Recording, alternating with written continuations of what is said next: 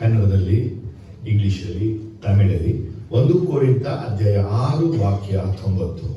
உங்கள் சரீரமானது நீங்கள் தேவனாலே பெற்று உங்களில் தங்கி இருக்கிற பரிசுத்த ஆவியினுடைய ஆலயமாக இருக்கிறதென்றும் நீங்கள் உங்களுடையவர்கள் அல்லவென்றும் அறியீர்களா?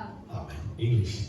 Or do you not know that your body is the temple of Holy Spirit, who is in you, whom you have from God, and you are not your own?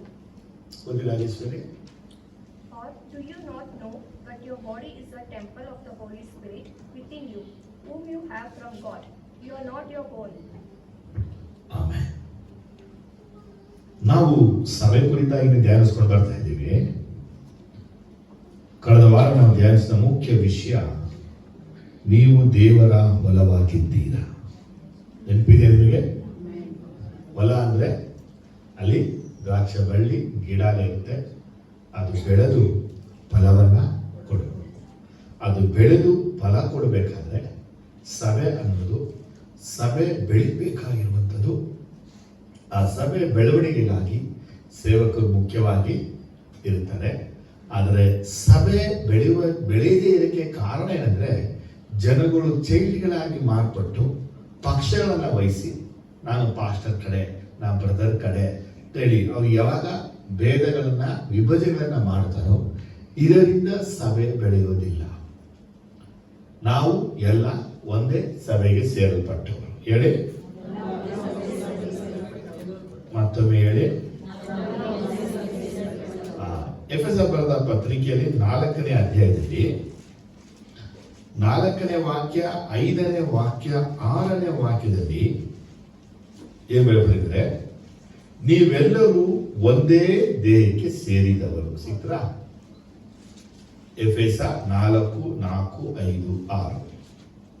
ನೀವೆಲ್ಲರೂ ಒಂದೇ ದೇಹಕ್ಕೆ ಸೇರಿದವರು, ನಾವೆಲ್ಲರೂ ಒಂದೇ ದೇಹಕ್ಕೆ ಸೇರಿದವರು, ಒಬ್ಬನೇ ಆತ್ಮನನ್ನು ಹೊಂದಿದವರು, ನಾವೆಲ್ಲರೂ ಒಬ್ಬನೇ ಆತ್ಮನನ್ನ ಹೊಂದಿದವರು, ಒಂದೇ ಪದವಿಯನ್ನು ನಿರೀಕ್ಷಿಸುವುದಕ್ಕೆ, ನಾವು ಎಲ್ಲರೂ ಒಂದೇ ಪದವಿ ನಿರೀಕ್ಷಿಸುವುದಕ್ಕೆ ಕರೆಯಲ್ಪಟ್ಟವರು, ನಿಮ್ಮೆಲ್ಲರಿಗೂ ಕರ್ತನು ಒಬ್ಬನೇ, ನಮ್ಮೆಲ್ಲರಿಗೂ ಕರ್ತನು ಒಬ್ಬನೇ, ಭರವಸವು ಒಂದೇ, ನಮ್ಮೆಲ್ಲರಿಗೂ ಭರವಸೆಯೂ ಒಂದೇ, ಸ್ನಾನ ದೀಕ್ಷೆ ಒಂದೇ, ನಾವು ಹೊಂದಿದ ದೀಕ್ಷಾ ಸ್ನಾನವು ಒಂದೇ, ಎಲ್ಲರಿಗೂ ತಂದೆಯಾಗಿರುವ ದೇವರು ಒಬ್ಬನೇ, ಎಲ್ಲರಿಗೂ ತಂದೆಯಾಗಿರುವ ಆತನು ದೇವರು ಒಬ್ಬನೇ, ಆತನು ಎಲ್ಲರ ಮೇಲಿರುವವನು, ಆತನು ಎಲ್ಲರ ಮೇಲೆ ಇರುವವನು, ಎಲ್ಲರ ಮುಖಾಂತರ ಕಾರ್ಯ ನಡೆಸುವವನು, ಎಲ್ಲರ ಮುಖಾಂತರ ಕಾರ್ಯ ನಡೆಸುವವನು, ಎಲ್ಲರಲ್ಲಿ ವಾಸಿಸುವವನು, ಎಲ್ಲರಲ್ಲಿಯೂ ವಾಸಿಸುವವನು ಆಗಿದ್ದಾನೆ.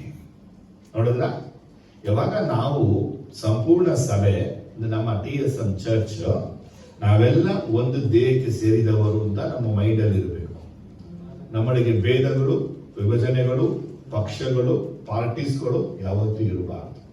ಯಾರು ಪ್ರಸಂಗ ಮಾಡ್ತಾರೆ, ಯಾರು ಆರಾಧಿಸ್ತಾರೆ, ಯಾರು ಇದು ಮಾಡ್ತಾರೆ, ಅದು ನಮಗೆ ಮುಖ್ಯ ಅಲ್ಲ. ನಮ್ಮ ಸಭೆ ಬೆಳವಣಿಗೆ ಆಗಬೇಕು. ಈ ಸಭೆಯ ಓನರ್ ಯಾರು? ಯೇಸಪ್ಪ. ಆಮೇಲೆ ನಮ್ಗೆಲ್ಲರಿಗೂ ಒಬ್ಬನೇ ಪವಿತ್ರ ಆತ್ಮ ದೇವರು ಇರೋದು. ನಮಗೆಲ್ಲರಿಗೂ ಯೇಸು ಸ್ವಾಮಿ ಒಬ್ಬನೇ ಕರ್ತನಿರೋದು. ನಮಗೆಲ್ಲರಿಗೂ ಒಬ್ಬನೇ ತಂದೆಯಾದ ದೇವರು ಇರೋದು. ನಾವೆಲ್ಲರೂ ಹುಡುಕ್ತಾ ಇರೋದು ಒಂದೇ ಪದವಿಯನ್ನು. ನಮ್ಗೆಲ್ಲರಿಗೂ ಇರುವುದು ಒಂದೇ ಭರವಸೆ. ಆಮೇಲೆ ಹಾಗಾಗಿ ನಮ್ಮೊಳಗೆ ಇದೆಲ್ಲ ಒಂದೇ ಆದ್ಮೇಲೆ ನಾವು ಬೇರೆ ಬೇರೆಯಾಗಿ ಮಾರ್ಗಗಳನ್ನು ಹುಡ್ಕೊಳ್ಳೋದ್ರಿಂದ ಕರ್ತನ ಸಭೆಯ ಬೆಳವಣಿಗೆಗೆ ತೊಂದರೆ ಆಗ್ತದೆ. ಅರ್ಥ ಆಯ್ತಾ?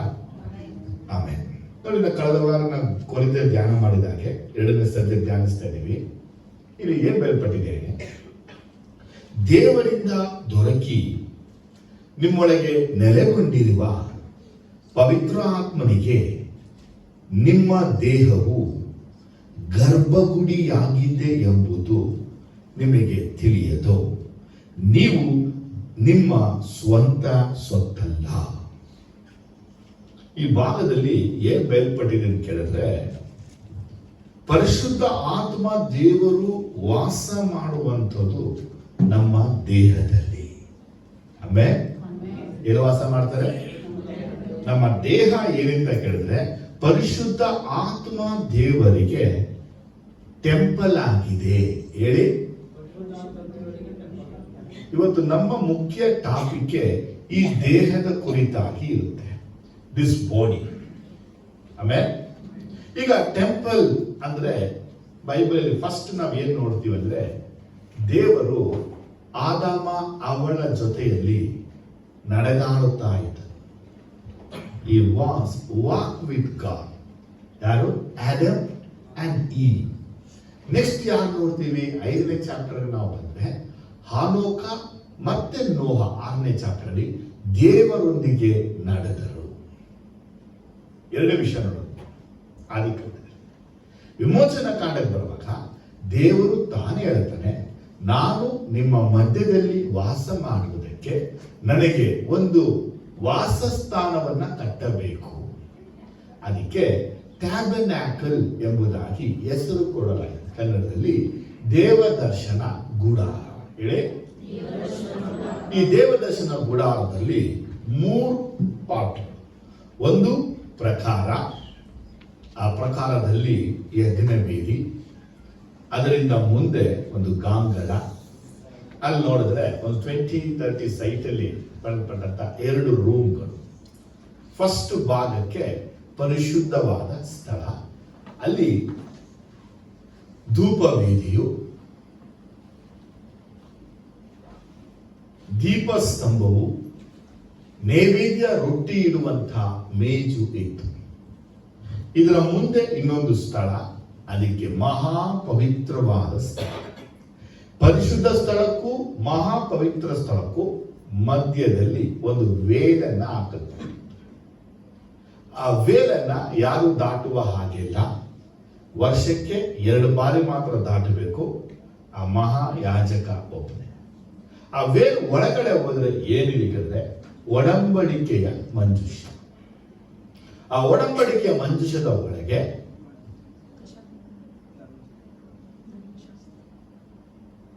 ಮೋಸೆ ದೇವರು ಕೊಟ್ಟಂತ 10 ಆಜ್ಞೆಗಳು, ಆರೋನಿನ ಚಿಗುರಿದ ಕೋಲು, ಮನ್ನಾ ತುಂಬಿದ ಪಾತ್ರೆ ಇತ್ತು.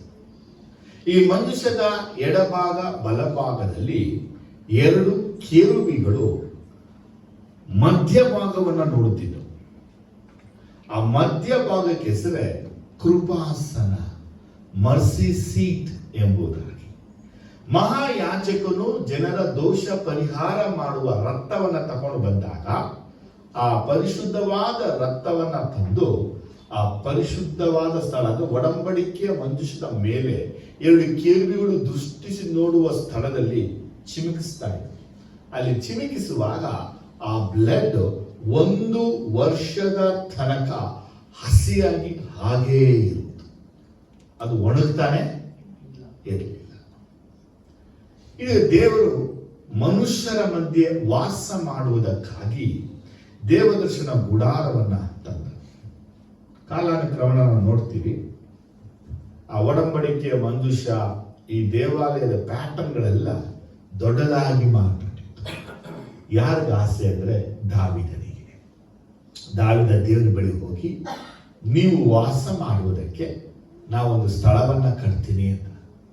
ಅದಕ್ಕೆ ದೇವರ ಹೇಳ್ತಾನೆ, ಮನುಷ್ಯರು ಕೈಯಿಂದ ಕಟ್ಟಿರುವ ಸ್ಥಳದಲ್ಲಿ ದೇವರು ವಾಸ ಮಾಡಕ್ಕಾಗುತ್ತ? ಸಮಸ್ತವನ್ನು ಕಟ್ಟಿರುವ ಆತನು ಮನುಷ್ಯನು ಕಟ್ಟಿದ ಸ್ಥಳದಲ್ಲಿ ವಾಸ ಮಾಡಕ್ಕಾಗುತ್ತಾ? ಆಗೋದೇ.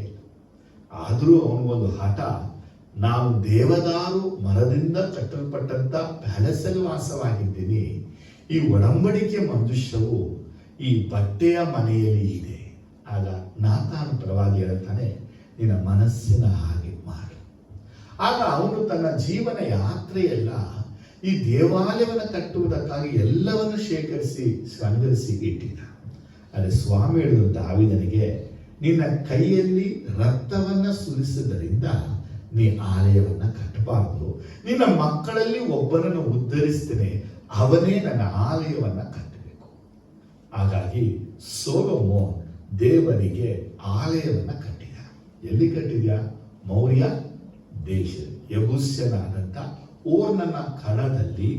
ಈ ಜನರು ಮಾಡಿದ, ಅಂದ್ರೆ ದಾವೀದ ಮಾಡಿದಂತಹ ಲೆಕ್ಕಾಚಾರ, ಸೆನ್ಸಸ್ ನಿಮಿತ್ತವಾಗಿ ದೋಷ ಪರಿಹಾರ ಮಾಡಿದ ಸ್ಥಳದಲ್ಲಿನೇ ದೇವದೂತ ಬಂದು ನಿಂತಿರ್ತಾನೆ. ಅದಕ್ಕಿಂತ ನಾವು ಹಿಂದೆ ಹೋದ್ರೆ ಅದೇ ಸ್ಥಳದಲ್ಲಿನೇ ಅಬ್ರಹಾಮ ಈಸಾಕನನ್ನ ಬಲಿ ಕೊಡಬೇಕು ಅಂತೇಳಿ ಯಜ್ಞವೇದಿಯನ್ನ ಕಟ್ಟಿರ್ತಾನೆ. ಎಲ್ಲಿ ಅವನು ಈಸಾಕನ ಬಲಿ ಕೊಟ್ಟನೋ ಆ ಸ್ಥಳದಲ್ಲಿ ದೇವದೂತ ನಿಂತಿದನೋ ಅದೇ ಸ್ಥಳದಲ್ಲಿನೇ ದಾವೀದ ದೇವದೂತನ ಕಂಡ ನಿಮಿತ್ತವಾಗಿ ಅಲ್ಲಿ ಬಲಿಪೀಠವನ್ನ ಕಟ್ಟಿ ಬಲಿಯನ್ನ ಅರ್ಪಿಸಿದ. ಅದೇ ಸ್ಥಳದಲ್ಲಿನೇ ಸೊಲೊಮೋನ್ ದೇವರಿಗೆ ಬೃಹತ್ತಾಗಿಯೂ ವೈಭವವಾಗಿರುವಂತ ಆಲಯವನ್ನ ಕಟ್ಟಿದ. ಅರ್ಥ ಆದ್ರೂ ಅಲ್ಲೇ. ಆದರೆ ನೆಬೂಕದ್ನೆಚ್ಚರನ ಕಾಲದಲ್ಲಿ ಅವರು ದೇವಾಲಯವನ್ನ ಸುಟ್ಟು ದೇವಾಲಯವನ್ನ ನಾಶ ಮಾಡಿಬಿಟ್ರು, ದರೋಡೆ ಮಾಡಿದ್ರು, ಪರಿಶುದ್ಧ ಪದಾರ್ಥಗಳನ್ನ ಪಾತ್ರೆಗಳನ್ನ ಬ್ಯಾಬಿಲೋನಿಗೆ ಎತ್ತುಕೊಂಡು ಹೊರಟರು. ಮುಂದೆ ನಾವು ನೋಡ್ತೀವಿ ಎಜ್ರಾ, ನೆಹೆಮಿಯ, ಜರುಬ್ಬಾಬೆಲ್, ಹಗಾಯ್ ಇವರ ಒಂದು ಕಾಲದಲ್ಲಿ ಮತ್ತೆ ದೇವಾಲಯವು ಕಟ್ಟಲ್ಪಟ್ಟಿತು. ಸೊಲೊಮೋನ್ ಕಟ್ಟಿದ ಹಾಗೆ ಅಲ್ಲ, ಚಿಕ್ಕದಾಗಿನೇ ಕಟ್ಟಲ್ಪಟ್ಟು ಅವರು ದೇವರನ್ನ ಆರಾಧಿಸಿದರು. ಆದರೆ ಜೀಸಸ್ ಹುಟ್ಟುವುದಕ್ಕೆ ಒಂದು 20-30 ವರ್ಷಗಳ ಹಿಂದೆ ಹೆರೋದ್ ದ ಗ್ರೇಟ್ ಅನ್ನುವಂಥವನು ಯೇಸು ಸ್ವಾಮಿ ಇದ್ದ ಕಾಲದಲ್ಲಿ ಅದೇ ಸ್ಥಳದಲ್ಲಿ ಒಂದು ಬೃಹತ್ತಾದ ಆಲಯವನ್ನ ಕಟ್ಟುತ್ತಾನೆ. ಈ ಆಲಯವನ್ನ ಕಟ್ಟುವುದಕ್ಕೆ 46 ವರ್ಷಗಳು ಹಿಡಿತದೆ. ಎಷ್ಟಿಷ್ಟು? ಸೊಲೊಮೋನ್ ಆಲಯವನ್ನ ಕಟ್ಟುವುದಕ್ಕೆ 7 ವರ್ಷ ಹಿಡಿತು, ಆದರೆ ಇವನು ಕಟ್ಟಕ್ಕೆ 46 ವರ್ಷ ಹಿಡಿತು. ಅಂದ್ರೆ ಇವು ಯಹೂದಿಗಳ ಪ್ರೀತಿ ಸಂಪಾದನೆ ಮಾಡಕ್ಕಾಗಿ ದೇವಾಲಯವನ್ನ ಕಟ್ಟಿದ. ಸೊಲೊಮೋನ್ ಕಟ್ಟಿದ ಹಾಗೇನೆ ಕಟ್ಟಲಿಲ್ಲ, ಆದರೆ ದೇವಾಲಯವನ್ನ ಕಟ್ಟಿ ಒಂದು ಪರಿಶುದ್ಧ ಸ್ಥಳ, ಇನ್ನೊಂದು ಪರಿಶುದ್ಧ ಸ್ಥಳವಾಗಿ ಮಹಾಪರಿಶುದ್ಧ ಮಾಡಿ ಒಂದು ವೇದನು ಸಹ ಹಾಕಲ್ಪಟ್ಟು. ಲೂಕ ಸುವಾರ್ತೆನ ಓದುವಾಗ 1ನೇ ಚಾಪ್ಟರ್ಲಿ ಗ್ಯಾಬ್ರಿಯಲ್ ದೇವದೂತನು ಜಕರನಿಗೆ ದರ್ಶನವನ್ನ ಕೊಡೋದನ್ನ ನೀವು ಕಾಣಬಹುದು. ಲೂಕ 1:9-10 ನೋಡುವಾಗ, ದೇವಾಲಯದೊಳಕ್ಕೆ ಹೋಗಿ ಧೂಪವನ್ನು ಅರ್ಪಿಸುವುದು ಯಾಜಕರ ಮರ್ಯಾದೆಯ ಪ್ರಕಾರ ಅವನ ಪಾಲಿಗೆ ಬಂತು. ಧೂಪವನ್ನು ಅರ್ಪಿಸುವ ಹೊತ್ತಿನಲ್ಲಿ ಜನರ ಗುಂಪೆಲ್ಲ ಹೊರಗೆ ನಿಂತು ದೇವರನ್ನು ಪ್ರಾರ್ಥಿಸುತ್ತಿರಲಾಗಿ ಕರ್ತನ ದೂತನು ಧೂಪಪೀಠದ ಬಲಗಡೆಯಲ್ಲಿ ನಿಂತುಕೊಂಡವನಾಗಿ ಅವನಿಗೆ ಕಾಣಿಸಿಕೊಂಡನು. ನೋಡಿದ್ರ, ದೇವಾಲಯದಲ್ಲಿ ದೇವರೇ ಕಾಣಿಸಿಕೊಂಡನು. ಇದು ಮಾತ್ರವಲ್ಲದೆ ನಾವು ಅಪೊಸ್ತಲ ಕೃತ್ಯವನ್ನು ಓದುವಾಗಲೇ ಅದೇ ದೇವಾಲಯದಲ್ಲಿ ಯೇಸು ಕ್ರಿಸ್ತನೇ ಪೌಲನಿಗೆ ಕಾಣಿಸಿಕೊಳ್ತಾನೆ. ಎಲ್ಲ ಓದಿದ್ರೆ ವಾಕ್ಯ ಗೊತ್ತಲ್ಲ ನಿಮ್ಗೆ? ಆಮೇಲೆ ಹಲ್ಲೆಲೂಯಾ. ಯಾವ ಆಲಯ ಇದೆ? ಹೆರೋದ್ ಕಟ್ಟಿದಂತ ಆಲಯದಲ್ಲೇ ಪೌಲನು ಸಹ ಯೇಸುವನ್ನ ದರ್ಶನ ಕಾಣ್ತಾನೆ. ಹೀಗೆ ಕಲ್ಲಿನಿಂದ ಅಂದ್ರೆ ಜನಗಳ ಸಂಗಡ ನಡೆದ ದೇವರು, ಜನರ ಮಧ್ಯದಲ್ಲಿ ವಾಸ ಮಾಡಿದ ದೇವರು, ಬಟ್ಟೆಯಲ್ಲಿ ವಾಸ ಮಾಡಿದ ದೇವರು, ಕಲ್ಲುಗಳಲ್ಲಿ ವಾಸ ಮಾಡಿದ ದೇವರು, ಬಿಲ್ಡಿಂಗ್ ಅಲ್ಲಿ ವಾಸ ಮಾಡಿದಂತ ದೇವರು ಪೌಲ ನಮ್ಗೆ ಹೇಳ್ತಾ ಇದ್ದಾನೆ, ಮನುಷ್ಯನ ದೇಹದಲ್ಲಿ ವಾಸ ಮಾಡ್ತಾನೆ. ಆಮೇಲೆ ನಾವು ಹಳೆಯ ಒಡಂಬಡಿಕೆ ಎಲ್ಲಾ ದೇವಾಲಯ ನೋಡಿದ್ರುವೆ ಎಲ್ಲುವೇ ದೇವರು ಅಥವಾ ಯೇಸು ಸ್ವಾಮಿ ವಾಸ ಮಾಡಿದ ಕಾಣಕ್ಕಾಗಲ್ಲ. ಅಲ್ಲೆಲ್ಲ ಇದ್ದಿದ್ದು ದ ಗ್ಲೋರಿ ಆಫ್ ಗಾಡ್. ಅಂದ್ರೆ 3 ತಿಳ್ಕೊಳ್ಳಿ: ದೇವರ ಪ್ರಸನ್ನತೆ, ದೇವರ ಮಹಿಮೆ, ದೇವರ ಬೆಳಕು. ಈ ಮಹಿಮೆ, ಈ ಬೆಳಕು, ಪ್ರಸನ್ನತೆ ಅನ್ನೋದೇ ಆಲಯಗಳಲ್ಲಿ ವಾಸ ಮಾಡುವಂಥದ್ದು, ದೇವರಲ್ಲ. ಯಾಕಂದ್ರೆ ನಾವು ಕಟ್ಟಿದ ಆಲಯದಲ್ಲಿ ದೇವರು ಬಂದು ವಾಸ ಮಾಡಿಬಿಟ್ರೆ ದೇವರ ಲಾಕ್ ಮಾಡಿ ನಾವು ಇಟ್ಕೊಂಡ್ಬಿಡ್ತೀವಿ. ಎಲ್ಲ ಟೆಂಪಲ್ ಏನ್ ಮಾಡ್ತಾರೆ? ಸಂಜೆ ಆದ್ರೆ ನಮ್ ದೇವರನ್ನ ಯಾರು ಲಾಕ್ ಮಾಡಂಗಿಲ್ಲ, ಅವರು ಸ್ವತಂತ್ರವಾಗಿರೋರು, ಅವ್ರು ಎಲ್ಲಿ ಬೇಕಾದ್ರೂ. ಅದಕ್ಕೆ the book of Ezekiel book ಅನ್ನು ನೀವು ಓದುವಾಗ ಕೇಬಾರ್ ನದಿಯ ದಡದಲ್ಲಿ ದೇವರು ಕೆರೂಬಿಗಳ ದರ್ಶನವೊಂದಿಗೆ ಎಸೆಕಿಯಲಿಗೆ ತೋರಿಸಿದ್ರು. ದ ರೀಸನ್ ಏನಪ್ಪಾ ಅಂದ್ರೆ, ಕರ್ತನು ಯೆರೂಸಲೇಮಲ್ಲಿ ಮಾತ್ರ ವಾಸಿಸುವವನಲ್ಲ, ಪ್ರಪಂಚದಾದ್ಯಂತ ಎಲ್ಲಾ ಕಡೆ ವಾಸಿಸುವವನು. ನಮ್ಮ ದೇವರಿಗೆ ನಿರ್ದಿಷ್ಟವಾದಂತ ಸ್ಥಳ, ನಿರ್ದಿಷ್ಟವಾದಂತ ಕೊಠಡಿ, ನಿರ್ದಿಷ್ಟ ಪ್ಲೇಸ್ ಅನ್ನ ಇಟ್ಬಿಟ್ಟು ಇಲ್ಲೇ ಇರಬೇಕು ಅಂದ್ರೆ ಅದಾಗಲ್ಲ. ನಾವ್ ಬೇಕಾದ್ರೆ ಇರ್ಬೇಕು.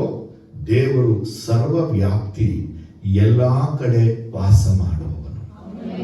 ಅದನ್ನೇ ಎಫೆಸ ಮೇಲ್ಪಟ್ಟಿರೋದು. ನಮ್ಮ ಕರ್ತನಾದ ಯೇಸು ಕ್ರಿಸ್ತನು ಆಕಾಶದಿಂದ ಪರಲೋಕದಲ್ಲೂ ವಾಸ ಮಾಡ್ತಾನೆ, ಭೂಲೋಕದಲ್ಲೂ ವಾಸ ಮಾಡ್ತಾನೆ, ಪಾತಾಳದಲ್ಲೂ ಆತನು ವಾಸ ಮಾಡ್ತಾನೆ. ಅಂದ್ರೆ ಭೂಮಿ, ಆಕಾಶ, ಸ್ವರ್ಗ, ನರಕ ಎಲ್ಲಾ ಭಾಗದಲ್ಲೂ ತುಂಬಿದ್ದಾನೆ ನಮ್ಮ ಕರ್ತನಾಗಿರುವ ಯೇಸು ಸ್ವಾಮಿ. ಆಮೇಲೆ ಯೇಸು ಸ್ವಾಮಿ ಲೂಕ ಬರೆದ ಸುವಾರ್ತೆ 2ನೇ ಚಾಪ್ಟರ್ ಅಲ್ಲಿ ಒಂದು ಮಾತನ್ನ ಹೇಳ್ತಾರೆ.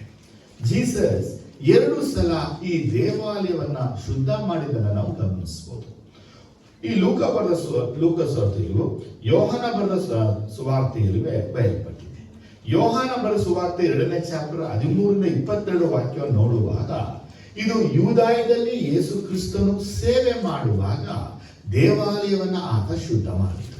ಮ್ಯಾಥ್ಯೂ, ಮಾರ್ಕ್, ಲೂಕ ಬಯಲ್ಪಟ್ಟದ್ದು ಯಾವಾಗ ಅಂದ್ರೆ ಆತನು ಗಲಿಲಾಯದಲ್ಲಿ ಸೇವೆ ಮಾಡುವಾಗ ದೇವಾಲಯವನ್ನ ಶುದ್ಧ ಮಾಡಿತು. ಮೊದಲನೇದು ಆತನು ದೇವಾಲಯ ಶುದ್ಧ ಮಾಡಿದ್ದು ತನ್ನ ಪ್ರಾರಂಭದ ಸೇವೆಯಲ್ಲಿ. ಮ್ಯಾಥ್ಯೂ, ಮಾರ್ಕ್, ಲೂಕಲ್ ಬಯಲ್ಪಟ್ಟಿರೋದು ತನ್ನ ಸೇವೆಯ ಅಂತ್ಯ ಭಾಗದಲ್ಲಿ ದೇವಾಲಯವನ್ನ ಆತನು ಶುದ್ಧ ಮಾಡಿದ. ಅರ್ಥ ಆಗುತ್ತೆ, ಅಲ್ಲೇ ದೇವ್ರ ಮಹಿಮೆ. ದೇವಾಲಯವನ್ನ ಕರ್ತನು ಶುದ್ಧ ಮಾಡುವಾಗ ಒಂದು ಮಾತನ್ನ ಹೇಳ್ತಾರೆ, ಅದು ನಮ್ಗೆಲ್ಲರಿಗೂ ಗೊತ್ತಿರೋದು. 19ನೇ ವಾಕ್ಯ ಹೇಳುತ್ತೆ, ಯೇಸು ಈ ದೇವಾಲಯವನ್ನು ಕೆಡವಿರಿ, ನಾನು 3ನೇ ದಿನದಲ್ಲಿ ಅದನ್ನ ಎಬ್ಬಿಸುವೆನು ಅಂದನು. ಜೇಸು ಹೇಳ್ತಾರೆ, ಈ ದೇವಾಲಯವನ್ನ ಕೆಡವಿರಿ, 3ನೇ ದಿನದಲ್ಲಿ ಎಬ್ಬಿಸುವೆನು ಅಂತ ಹೇಳ್ತಾರೆ. ಅದಕ್ಕೆ ಯಹೂದಿಗಳು ಹೇಳ್ತಾರೆ, ಈ ಆಲಯವನ್ನ ಕಟ್ಟುವುದಕ್ಕೆ 46 ವರ್ಷ ಆಯಿತು, 3 ದಿನದಲ್ಲಿ ಹೇಗೆ ಎಬ್ಬಿಸಿ? ಯೇಸು ಸ್ವಾಮಿಗೆ ಜಡ್ಜ್ಮೆಂಟ್ ಆಗುವಾಗ, ನ್ಯಾಯ ತೀರ್ಪು, ಅನ್ನ ಕಾಯಪ್ಪ ಬಳಿ ನ್ಯಾಯ ತೀರ್ಪು ಆಗುವಾಗ ಯೇಸುವಿನ ಮೇಲೆ ಅವರು ಹೋಲಿಸಿದ ತಪ್ಪೇನೆಂದ್ರೆ, ಇವನು ಹೇಳಿದ ಈ ದೇವಾಲಯವನ್ನ ಕೆಡವಿ ನಾನು 3 ದಿನ ಎಬ್ಬಿಸುವೆನು ಎಂಬುದಾಗಿ ಈ ಪಾಯಿಂಟ್ ಅನ್ನ ಇಟ್ಟು ಯೇಸುವಿಗೆ ತಪ್ಪನ್ನ ಅವರು ಹೋಲಿಸಿದ್ರು. ಬಟ್ ಜೀಸಸ್ ಇಲ್ಲಿ ಹೇಳಿದಂತ ವಿಷಯ ಅಂದ್ರೆ, ಈ ದೇವಾಲಯವನ್ನ ಕೆಡವಿರಿ, ನಾನು 3ನೇ ದಿನದಲ್ಲಿ ಇದನ್ನ ಎಬ್ಬಿಸುವೆ. ಜನ ತಿಳ್ಕೊಳ್ಬೇಕು, ಜೀಸಸ್ ಇಲ್ಲಿ ಏನ್ ಹೇಳ್ತಾ ಇದ್ದಾರೆ, ಯಾವ ವಿಷಯವಾಗಿ ಹೇಳ್ತಾ ಇದ್ದಾರೆ, ಇವರು ಅರ್ಥ ಮಾಡಿಕೊಂಡಿದ್ದ ರೀತಿ ಹೇಗೆ. ಇಲ್ಲಿ ಹೇಳಲ್ಪಟ್ಟ ಹಾಗೇನೆ ಜೀಸಸ್ ಹೇಳಿದ ವಿಷಯ ಅಂದ್ರೆ, ತನ್ನ ದೇಹವೆಂಬ ಆಲಯ ಕುರಿತು ಅವರು ಮಾತಾಡ್ತಾರೆ. ಅದು 21ನೇ ವಾಕ್ಯ ನೋಡ್ತೀವಿ. 21ರಲ್ಲಿ, ಆದರೆ ಆತನು ತನ್ನ ದೇಹವೆಂಬ ದೇವಾಲಯದ ವಿಷಯವಾಗಿ ಆ ಮಾತನ್ನು ಹೇಳಿದ್ದನು. ಏನಂತೆ? ಹಾಗಾದ್ರೆ ಕಟ್ಟಡದಲ್ಲಿ ನೀವು ನೋಡ್ತಾ ಇದ್ದೀರಾ, ಏನಮ್ಮೆ? ಕಟ್ಟಡದಲ್ಲಿ ದೇವಾಲಯ ನೀವು ನೋಡ್ತಾ ಇದ್ದೀರಾ. ಆದ್ರೆ ಇನ್ನು ಮುಂದೆ ನನ್ನ ದೇಹವೇ ದೇವಾಲಯವಾಗಿ ನಾನು ನಿಮಗೆ ತೋರಿಸ್ತೀನಿ ಹೇಳಿದಂತವ್ರು ಯಾರು? ಯೇಸು ಸ್ವಾಮಿ. ಹಾಗೆ ಯೇಸು ಸ್ವಾಮಿ ಹೇಳಿದ ಹಾಗೆ ಸ್ವಾಮಿ ಹಿಡಿಯಲ್ಪಟ್ಟರು, ಆತನನ್ನ ಶಿಲುಬೆಗೆ ಜಡಿದರು.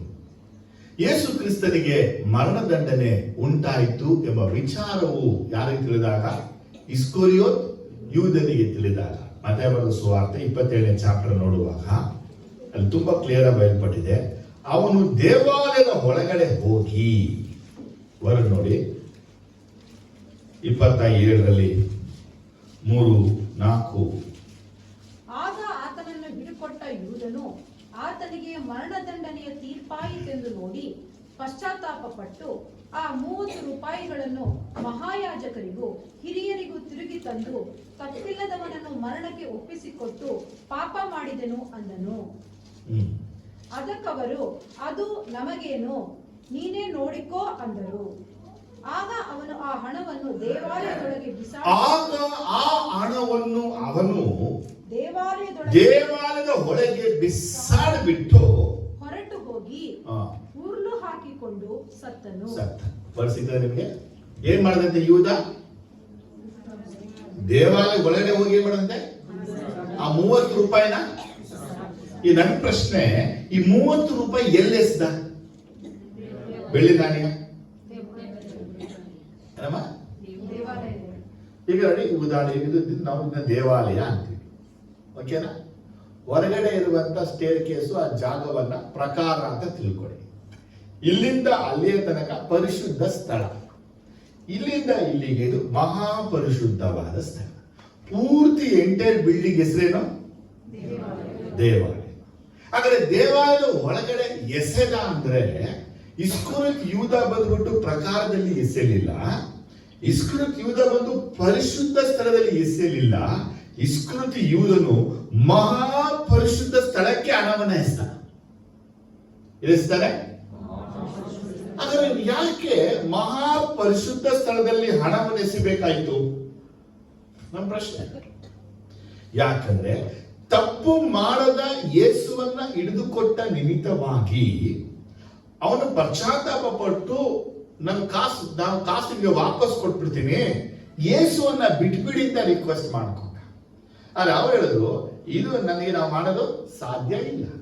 ಆಗ ಇವನೇನ್ ಮಾಡ್ದ ಅಂದ್ರೆ ಈ ಹಣವನ್ನೇ ಎತ್ಕೊಂಡು ಹೋಗಿ ದೇವಾಲಯದಲ್ಲಿ ಬಿಸಾಡಿದ ಅಂದ್ರೆ ದೇವರ ಮುಂದೆ ಹಾಕ್ಬಿಟ್ಟ.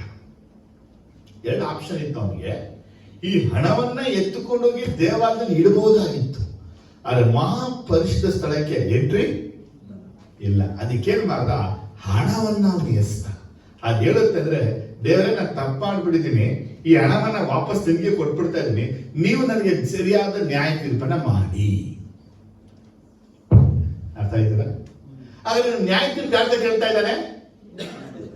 ನಾವೇ ಹೀಗೇನೆ ದೇವರ ಬಳಿಗೆ ಹೋಗಿ ನ್ಯಾಯ ತೀರ್ಪನ್ನ ಕೇಳ್ತೀವಿ, ಕೇಳ್ಬಿಟ್ಟು ನ್ಯಾಯ ಮಾಡ್ಕೊಂಡ್ಬಿಡ್ತೀವಿ.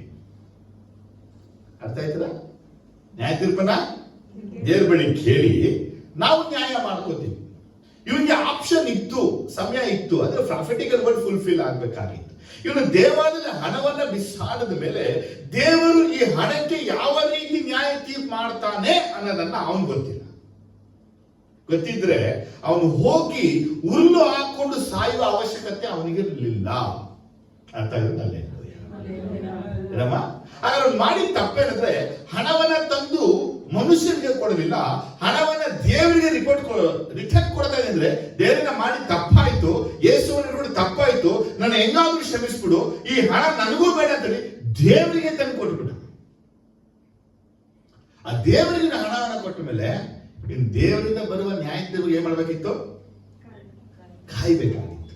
ಆದ್ರೆ ಕಾಯ್ಲಿಲ್ಲ. ನಾ ಏನ್ ಹೇಳ್ತೀನಿ ಅಂದ್ರೆ ಎಷ್ಟೋ ಸಲ ನಾವು ಮಾನಸಾಂತರ ಹೊಂದಿದ್ರುವೆ, ಪರಿವರ್ತನೆ ಆಗಿದ್ರುವೆ, ರೂಪಾಂತರ ಆಗಿದ್ರುವೆ, ನಮ್ಮ ಮನಸ್ಸಾಕ್ಷಿ ನಮಗೆ ತಪ್ಪು ಹೋಲಿಸೋದ್ರಿಂದ ನಾವು ದೇವರಿಂದ ದೂರನೇ ಹೋಗ್ತೀವಿ ಅಷ್ಟೇ ಹೊರತಾಗಿ ದೇವರ ಹತ್ರ ನಾವು ಬರೋದಿಲ್ಲ.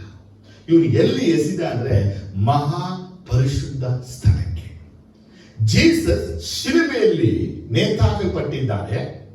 ನೇತಾಕಲ್ಪಟ್ಟದಾಗ ಈಗ ಮಧ್ಯಾಹ್ನ 3 ಗಂಟೆ ಆಗಿದೆ. ಏನ್ ಕೀರ್ತನ ಎಷ್ಟು ಗಂಟೆ ಆಗಿದೆ? 3 ಗಂಟೆ ಆಗಿದೆ. ಆಗ ಜೀಸಸ್ ಹೇಳ್ತಾರೆ ಇಟ್ ಈಸ್ ಫಿನಿಶ್ ಅಂತ ಹೇಳಿದ್ರು. ಏನಾದ್ರು ಎಲ್ಲವೂ ಏನ್ ಎಲ್ಲ ತೀರಿತು ಅಂತ ಕೇಳಿದ್ರೆ ಈ ಶರೀರದ ಸಫರಿಂಗ್ ಎಲ್ಲ ತೀರಿತು. ಈ ದೇಹದಲ್ಲಿ ನಾನು ಏನನ್ನ ಅನುಭವಿಸಬೇಕಾಗಿತ್ತೋ ನಾನು ಎಲ್ಲವನ್ನ ತೀರಿಸಿದ್ದೇನೆ ಅಂತ ಹೇಳಿ ತನ್ನ ಆತ್ಮವನ್ನ ತಂದೆಯ ದೇವರಿಗೆ ಒಪ್ಪಿಸಿ ಕೊಟ್ಟ. ಇಷ್ಟ ಓದ್ತೀವಿ. ಆದ್ರೆ ಯೇಸು ಕ್ರಿಸ್ತನು ಪ್ರಾಣವನ್ನ ಬಿಟ್ಟಾಗ ಮತ್ತಾಯ ಸುವಾರ್ತೆ ಏನ್ ಹೇಳಿದ್ರೆ ಏನಾಯ್ತು? ದೇವಾಲಯದ ತೆರೆಯು ಹರಿದು ಹೋಯ್ತು. 27:51 ಮ್ಯಾಥ್ಯೂ 27:51. ಆಗ ಇಗೋ ದೇವಾಲಯದ ತೆರೆಯು ಮೇಲಿಂದ ಕೆಳಗಿನವರೆಗೂ ಹರಿದು 2 ಭಾಗವಾಯಿತು. ನೋಡಿ ಅಲ್ಲಿ ಏನ್ ಬಯಲ್ಪಟ್ಟಿದೆ ಅಂದ್ರೆ ಯೇಸು ಕ್ರಿಸ್ತನು ಪ್ರಾಣ ಬಿಟ್ಟಾಗ ನಡೆದಂತ ಘಟನೆ ಏನಾಯ್ತಂದ್ರೆ Jesus body was hang on the cross, but Jesus spirit ಎಲ್ಲಿದೆ ಅಂತ ಕೇಳಿದ್ರೆ ಅದು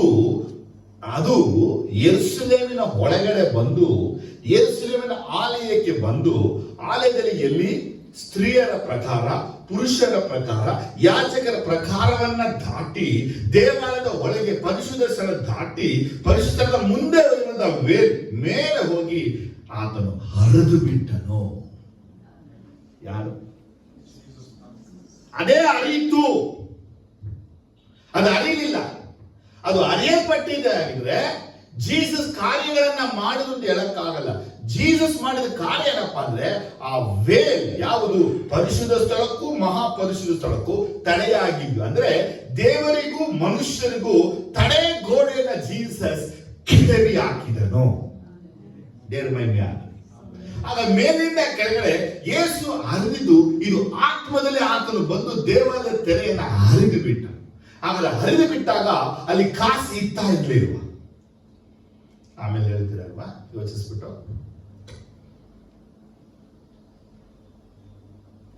ಅಪೊಸ್ತಲರ ಕೃತ್ಯಗಳು 1ನೇ ಚಾಪ್ಟರ್, ಆಕ್ಟ್ಸ್ ಚಾಪ್ಟರ್ 1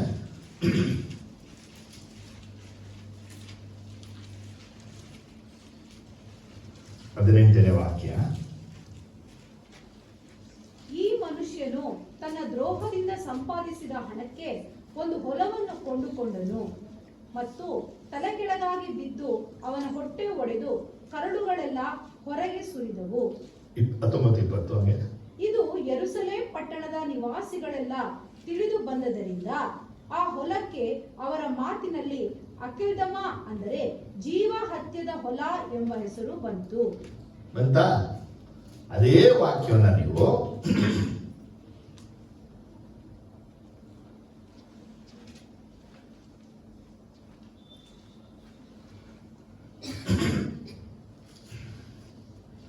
ಇವನ ಹಣದಲ್ಲಿ ಅವರು ಒಂದು ಸ್ಥಳವನ್ನ ಕೊಂಡುಕೊಂಡು ಅಲ್ಲಿ ಅವನ ಶವವನ್ನ ಹೂತಾಕರು. ಯಾರ್ದು? ಇಸ್ಕೋರಿಯೋ ಇವ್ದು. ಆದ್ರೆ ಇವರು ಅಲ್ಲಿ ಇನ್ನೂ ಹಣವನ್ನ ತೆಗೆಯಲ್ಪಟ್ಟಿದ್ದ ಆ ವಿಚಾರ ಮಾತ್ರ ಇಲ್ಲಿ ಹೇಳಲ್ಪಡಲೇ ಇಲ್ಲ. ಟಾಪಿಕ್ ಚೇಂಜ್ ಮಾಡಲ್ಲ, ನಾವು ಮುಖ್ಯ ಇದೇ ವಿಷಯಕ್ಕೆ ಹೋಗ್ತಾ ಇದೀವಿ. ಆದ್ರೆ ನಡೆದಂತ ಸಂಭವ ಏನಂದ್ರೆ, ಜೀಸಸ್ ಆ ಭಾಗ ಆ ಒಂದು ತೆರೆಯನ್ನ ಅರದಾಗ ಆ ಹಣ ಅಲ್ಲೇ ಇದ್ದಿದ್ದೇ ಆಗಿದ್ರೆ, ಫಸ್ಟ್ ಪಾಯಿಂಟ್, ಹಣ ಅಲ್ಲಿ ಇದ್ದಿದ್ದೇ ಆಗಿದ್ರೆ ಜೀಸಸ್ ಅಲ್ಲಿ ಎಂಟ್ರಿ ಆದ ನಿಮಿತ್ತವಾಗಿ ಅವನ ಪಾಪಗಳು ಪರಿಹಾರ ಆಗಿ ಅವನ ಖಂಡಿತ ನಿತ್ಯ ಜೀವ ಹೊಂದ್ಕೋತಾ ಇದ್ದ. ಒಂದು ವೇಳೆ ಅಲ್ಲಿ ಹಣ ಇಲ್ಲದೆ ಇದ್ದಿದ್ರೆ ಅವನು ಆತ್ಮಹತ್ಯೆ ಮಾಡ್ಕೊಂಡಿದ್ದು ಸರಿ ಅಂತ ನಾವು ಹೇಳ್ಬೋದು. ಆದ್ರೆ ಇವರು ಹಣ ತೆಗೆದುಬಿಟ್ರ ಅಲ್ಲೇ ಇತ್ತ, ಅದನ್ನ ಒಂದಿನ ನಾವು ಧ್ಯಾನಿಸ್ಬೇಕು. ಆಮೇಲೆ ಅಲ್ಲೇಲೂಯ. ನಾವು ಮುಖ್ಯ ಏನ್ ತಗೊಳ್ತೀವಿ ಅಂದ್ರೆ, ಪರಿಶುದ್ಧ ಸ್ಥಳ, ಮಹಾಪರಿಶುದ್ಧ ಸ್ಥಳ ಮಧ್ಯ ಇದ್ದಂತ ವೇಲನ್ನ ಆತನು ಏನ್ ಮಾಡ್ಬಿಟ್ಟನೋ, ಆತ್ಮವಾಗಿ ಹೋಗಿ ಅದನ್ನ ಟೇರ್ ಮಾಡಿದನು. ಅದು ಟೇರ್ ಬಂದ ಪದಾರ್ಥ ಅಂದ್ರೆ ಅದು ಆತ್ಮವಾಗಿ ಆತನು ಪರಲೋಕವನ್ನ ಎಂಟ್ರಿ ಮಾಡಿ ಪರಿಶುದ್ಧವಾದ ಸ್ಥಳಕ್ಕೆ ಹೋಗಿ ಅಲ್ಲಿ ತನ್ನ ರಕ್ತವನ್ನ ಹಾಕಿ ಹೇಗೆ ಮಹಾಯಾಜಕ ಕಾರ್ಯವನ್ನ ಮಾಡ್ತಾನೋ ಒಡಂಬಡಿಕೆ ಮಂಜೂಷನ ಮುಂದೆ, ಅದನ್ನು ಪರಲೋಕದಲ್ಲಿ ಈ ಕಾರ್ಯವನ್ನ ಒಂದೇ ಸಲ ಸಮರ್ಪಿಸಿ ಸರ್ವಲೋಕದ ಪಾಪ ನಿವಾರಣೆ ಮಾಡಿ ತಂದೆಯಾದ ಬಲದಲ್ಲಿ ಕುಳಿತುಕೊಂಡನು. ಆಮೇಲೆ ಹಲ್ಲೆಲೂಯಾ. ಈಗ ಜೀಸಸ್ ಡೆಡ್ ಆಗಿದ್ದಾರೆ. ಅದೇ ವರ್ಡ್ ನೋಡಿ ನೀವು, ಯೋಹಾನ ಬರೆದ ಸುವಾರ್ತೆ 2ನೇ ಅಧ್ಯಾಯ 22ನೇ ವಾಕ್ಯದಲ್ಲಿ, 2:22, ಯೋಹಾನ 2:22. ಆದುದರಿಂದ ಆತನು ಸತ್ತು ಬದುಕಿ ಎದ್ದ ಮೇಲೆ ಈ ಮಾತು ಆತನ ಶಿಷ್ಯರ ನೆನಪಿಗೆ ಬಂದು ಶಾಸ್ತ್ರದಲ್ಲಿ ಬರೆದದ್ದನ್ನು ಆತನ ಮಾತನ್ನು ಅವರು ನಂಬುವವರಾದರು. ನೋಡಿ, ಆತನು ಸತ್ತು ಎದ್ದ ಮೇಲೆ ಏನದು ಹೇಳಿದ್ರಮ್ಮ? ಅದ ಅರ್ಥ ಏನು? ಯೇಸು ಕ್ರಿಸ್ತನು ತನ್ನ ದೇಹ ಎಂಬ ದೇವಾಲಯದ ವಿಷಯವಾಗಿನೇ ಹೇಳಿದ್ದು ಅನ್ನೋದು, ಆತನು ಸತ್ತು ಎದ್ದ ಮೇಲೆ ಅವರು ನಂಬುವವರಾದರು. ಅರ್ಥ ಆಯ್ತಿದ್ಯಾ? ಆದಮ್ಮ ಅವಳೊಂದಿಗೆ ನಡೆದ ದೇವರು, ಹಾನೋಕ್ ನೋವನೊಂದಿಗೆ ನಡೆದರು, ಮೋಶೆ ಕಾಲದಲ್ಲಿ ಗುಡಾರದ ಮಧ್ಯದಲ್ಲಿ ವಾಸ ಮಾಡ್ಕೊಂಡ್ ಬಂದರು, ಸೊಲೊಮೋನ್ ಕಾಲದಲ್ಲಿ ದೇಶದಲ್ಲಿ ಸೆಂಟ್ರಲ್ ಪ್ಲೇಸ್ ಆಗಿ ಆತನು ಇದ್ದನು, ಮತ್ತೆ ಆತನು ಹೆರೋದನ ಕಾಲದಲ್ಲಿ ಒಂದು ದೇವಾಲಯದಲ್ಲಿ ಆತನು ಅಲ್ಲಿ ವಾಸವಾಗಿದ್ದನು. ಈಗ ಜೀಸಸ್ ಬಂದು ಇನ್ನೂ ಇಂಟ್ರೊಡ್ಯೂಸ್ ಮಾಡಿದ್ರು, ಇಲ್ಲಿ ತನಕ ಬಟ್ಟೆಯಲ್ಲಿ ಕಟ್ಟಡಗಳಲ್ಲಿ ವಾಸ ಮಾಡಿದ ದೇವರು ಆಲಯ ಇನ್ನು ಮುಂದೆ ನಾನೇ ಎಂಬುದಾಗಿ ಹೇಳಿದರು. So Jesus body is the temple of god. ಅರ್ಥ ಆಯ್ತಾ? ಅಪೊಸ್ತಲರ ಕೃತ್ಯಗಳಲ್ಲಿ 17:24 ಓದುವಾಗ, ಅಪೊಸ್ತಲರ ಕೃತ್ಯಗಳು 17:24 ಜಗತ್ತನ್ನು ಅದರಲ್ಲಿರುವ ಎಲ್ಲಾ ವಸ್ತುಗಳನ್ನು ಉಂಟು ಮಾಡಿದ ದೇವರು ಭೂಮ್ಯಾಕಾಶಗಳ ಒಡೆಯನಾಗಿರುವುದರಿಂದ ಆತನು ಕೈಯಿಂದ ಕಟ್ಟಿರುವ ಗುಡಿಗಳಲ್ಲಿ ವಾಸ ಮಾಡುವವನಲ್ಲ. ಆಮೆನ್. ಅಪೊಸ್ತಲರ ಕೃತ್ಯ 7:48 ಓದುವುದು, ಅಪೊಸ್ತಲರ ಕೃತ್ಯ 7:48 ಆದರೂ ಪರಾತ್ಪರನು ಕೈಯಿಂದ ಕಟ್ಟಿದ ಮನೆಗಳಲ್ಲಿ ವಾಸ ಮಾಡುವವನಲ್ಲ. ಆಮೆನ್. ಇಲ್ಲಿ ಸ್ಟೀಫನ್ ಇದನ್ನ ಹೇಳ್ತಾ ಇದ್ದಾನೆ, ಅಲ್ಲಿ ಪೌಲ ಹೇಳ್ತಾ ಇದ್ದಾನೆ. ಇಬ್ಬರು ಹೇಳುತ್ತಿರುವಂತ ಸಂಗತಿ ಏನಿದ್ರೆ, ಮನುಷ್ಯರು ಕೈಯಿಂದ ಕಟ್ಟಿದ ಕಟ್ಟಡಗಳಲ್ಲಿ ದೇವರು ವಾಸ ಮಾಡುವುದೇ ಇಲ್ಲ. ಅಲ್ಲೆಲ್ಲೂಯ ಬರಲಿ. ಒಂದು ನೀವು ಮೈಂಡಲ್ಲಿ ತಿಳ್ಕೋಬೇಕು. ಫಸ್ಟ್ ಎಲ್ಲಿದ್ರು? ಆದಾಮ್ ಜೊತೆ, ಹಾನೋಕ್, ನೋಹ ಜೊತೆ, ಮೋಶೆ ಕಾಲದಲ್ಲಿ ಜನರ ಮಧ್ಯದಲ್ಲಿ, ಸೋಲೋಮನ್ ಕಾಲದಲ್ಲಿ ಇಡೀ ದೇಶದ ಮಧ್ಯದಲ್ಲಿ, ಯೇಸುವಿನ ಕಾಲದಲ್ಲಿ ಮಧ್ಯದಲ್ಲಿನೇ. ಅದು ಯೇಸು ಸ್ವಾಮಿ ಸತ್ತು ಪುನರುತ್ಥಾನ ಆದ್ಮೇಲೆ ತನ್ನ ದೇಹವನ್ನೇ ದೇವಾಲಯವಾಗಿ ಕರೆದರು. So Jesus is the first God's temple.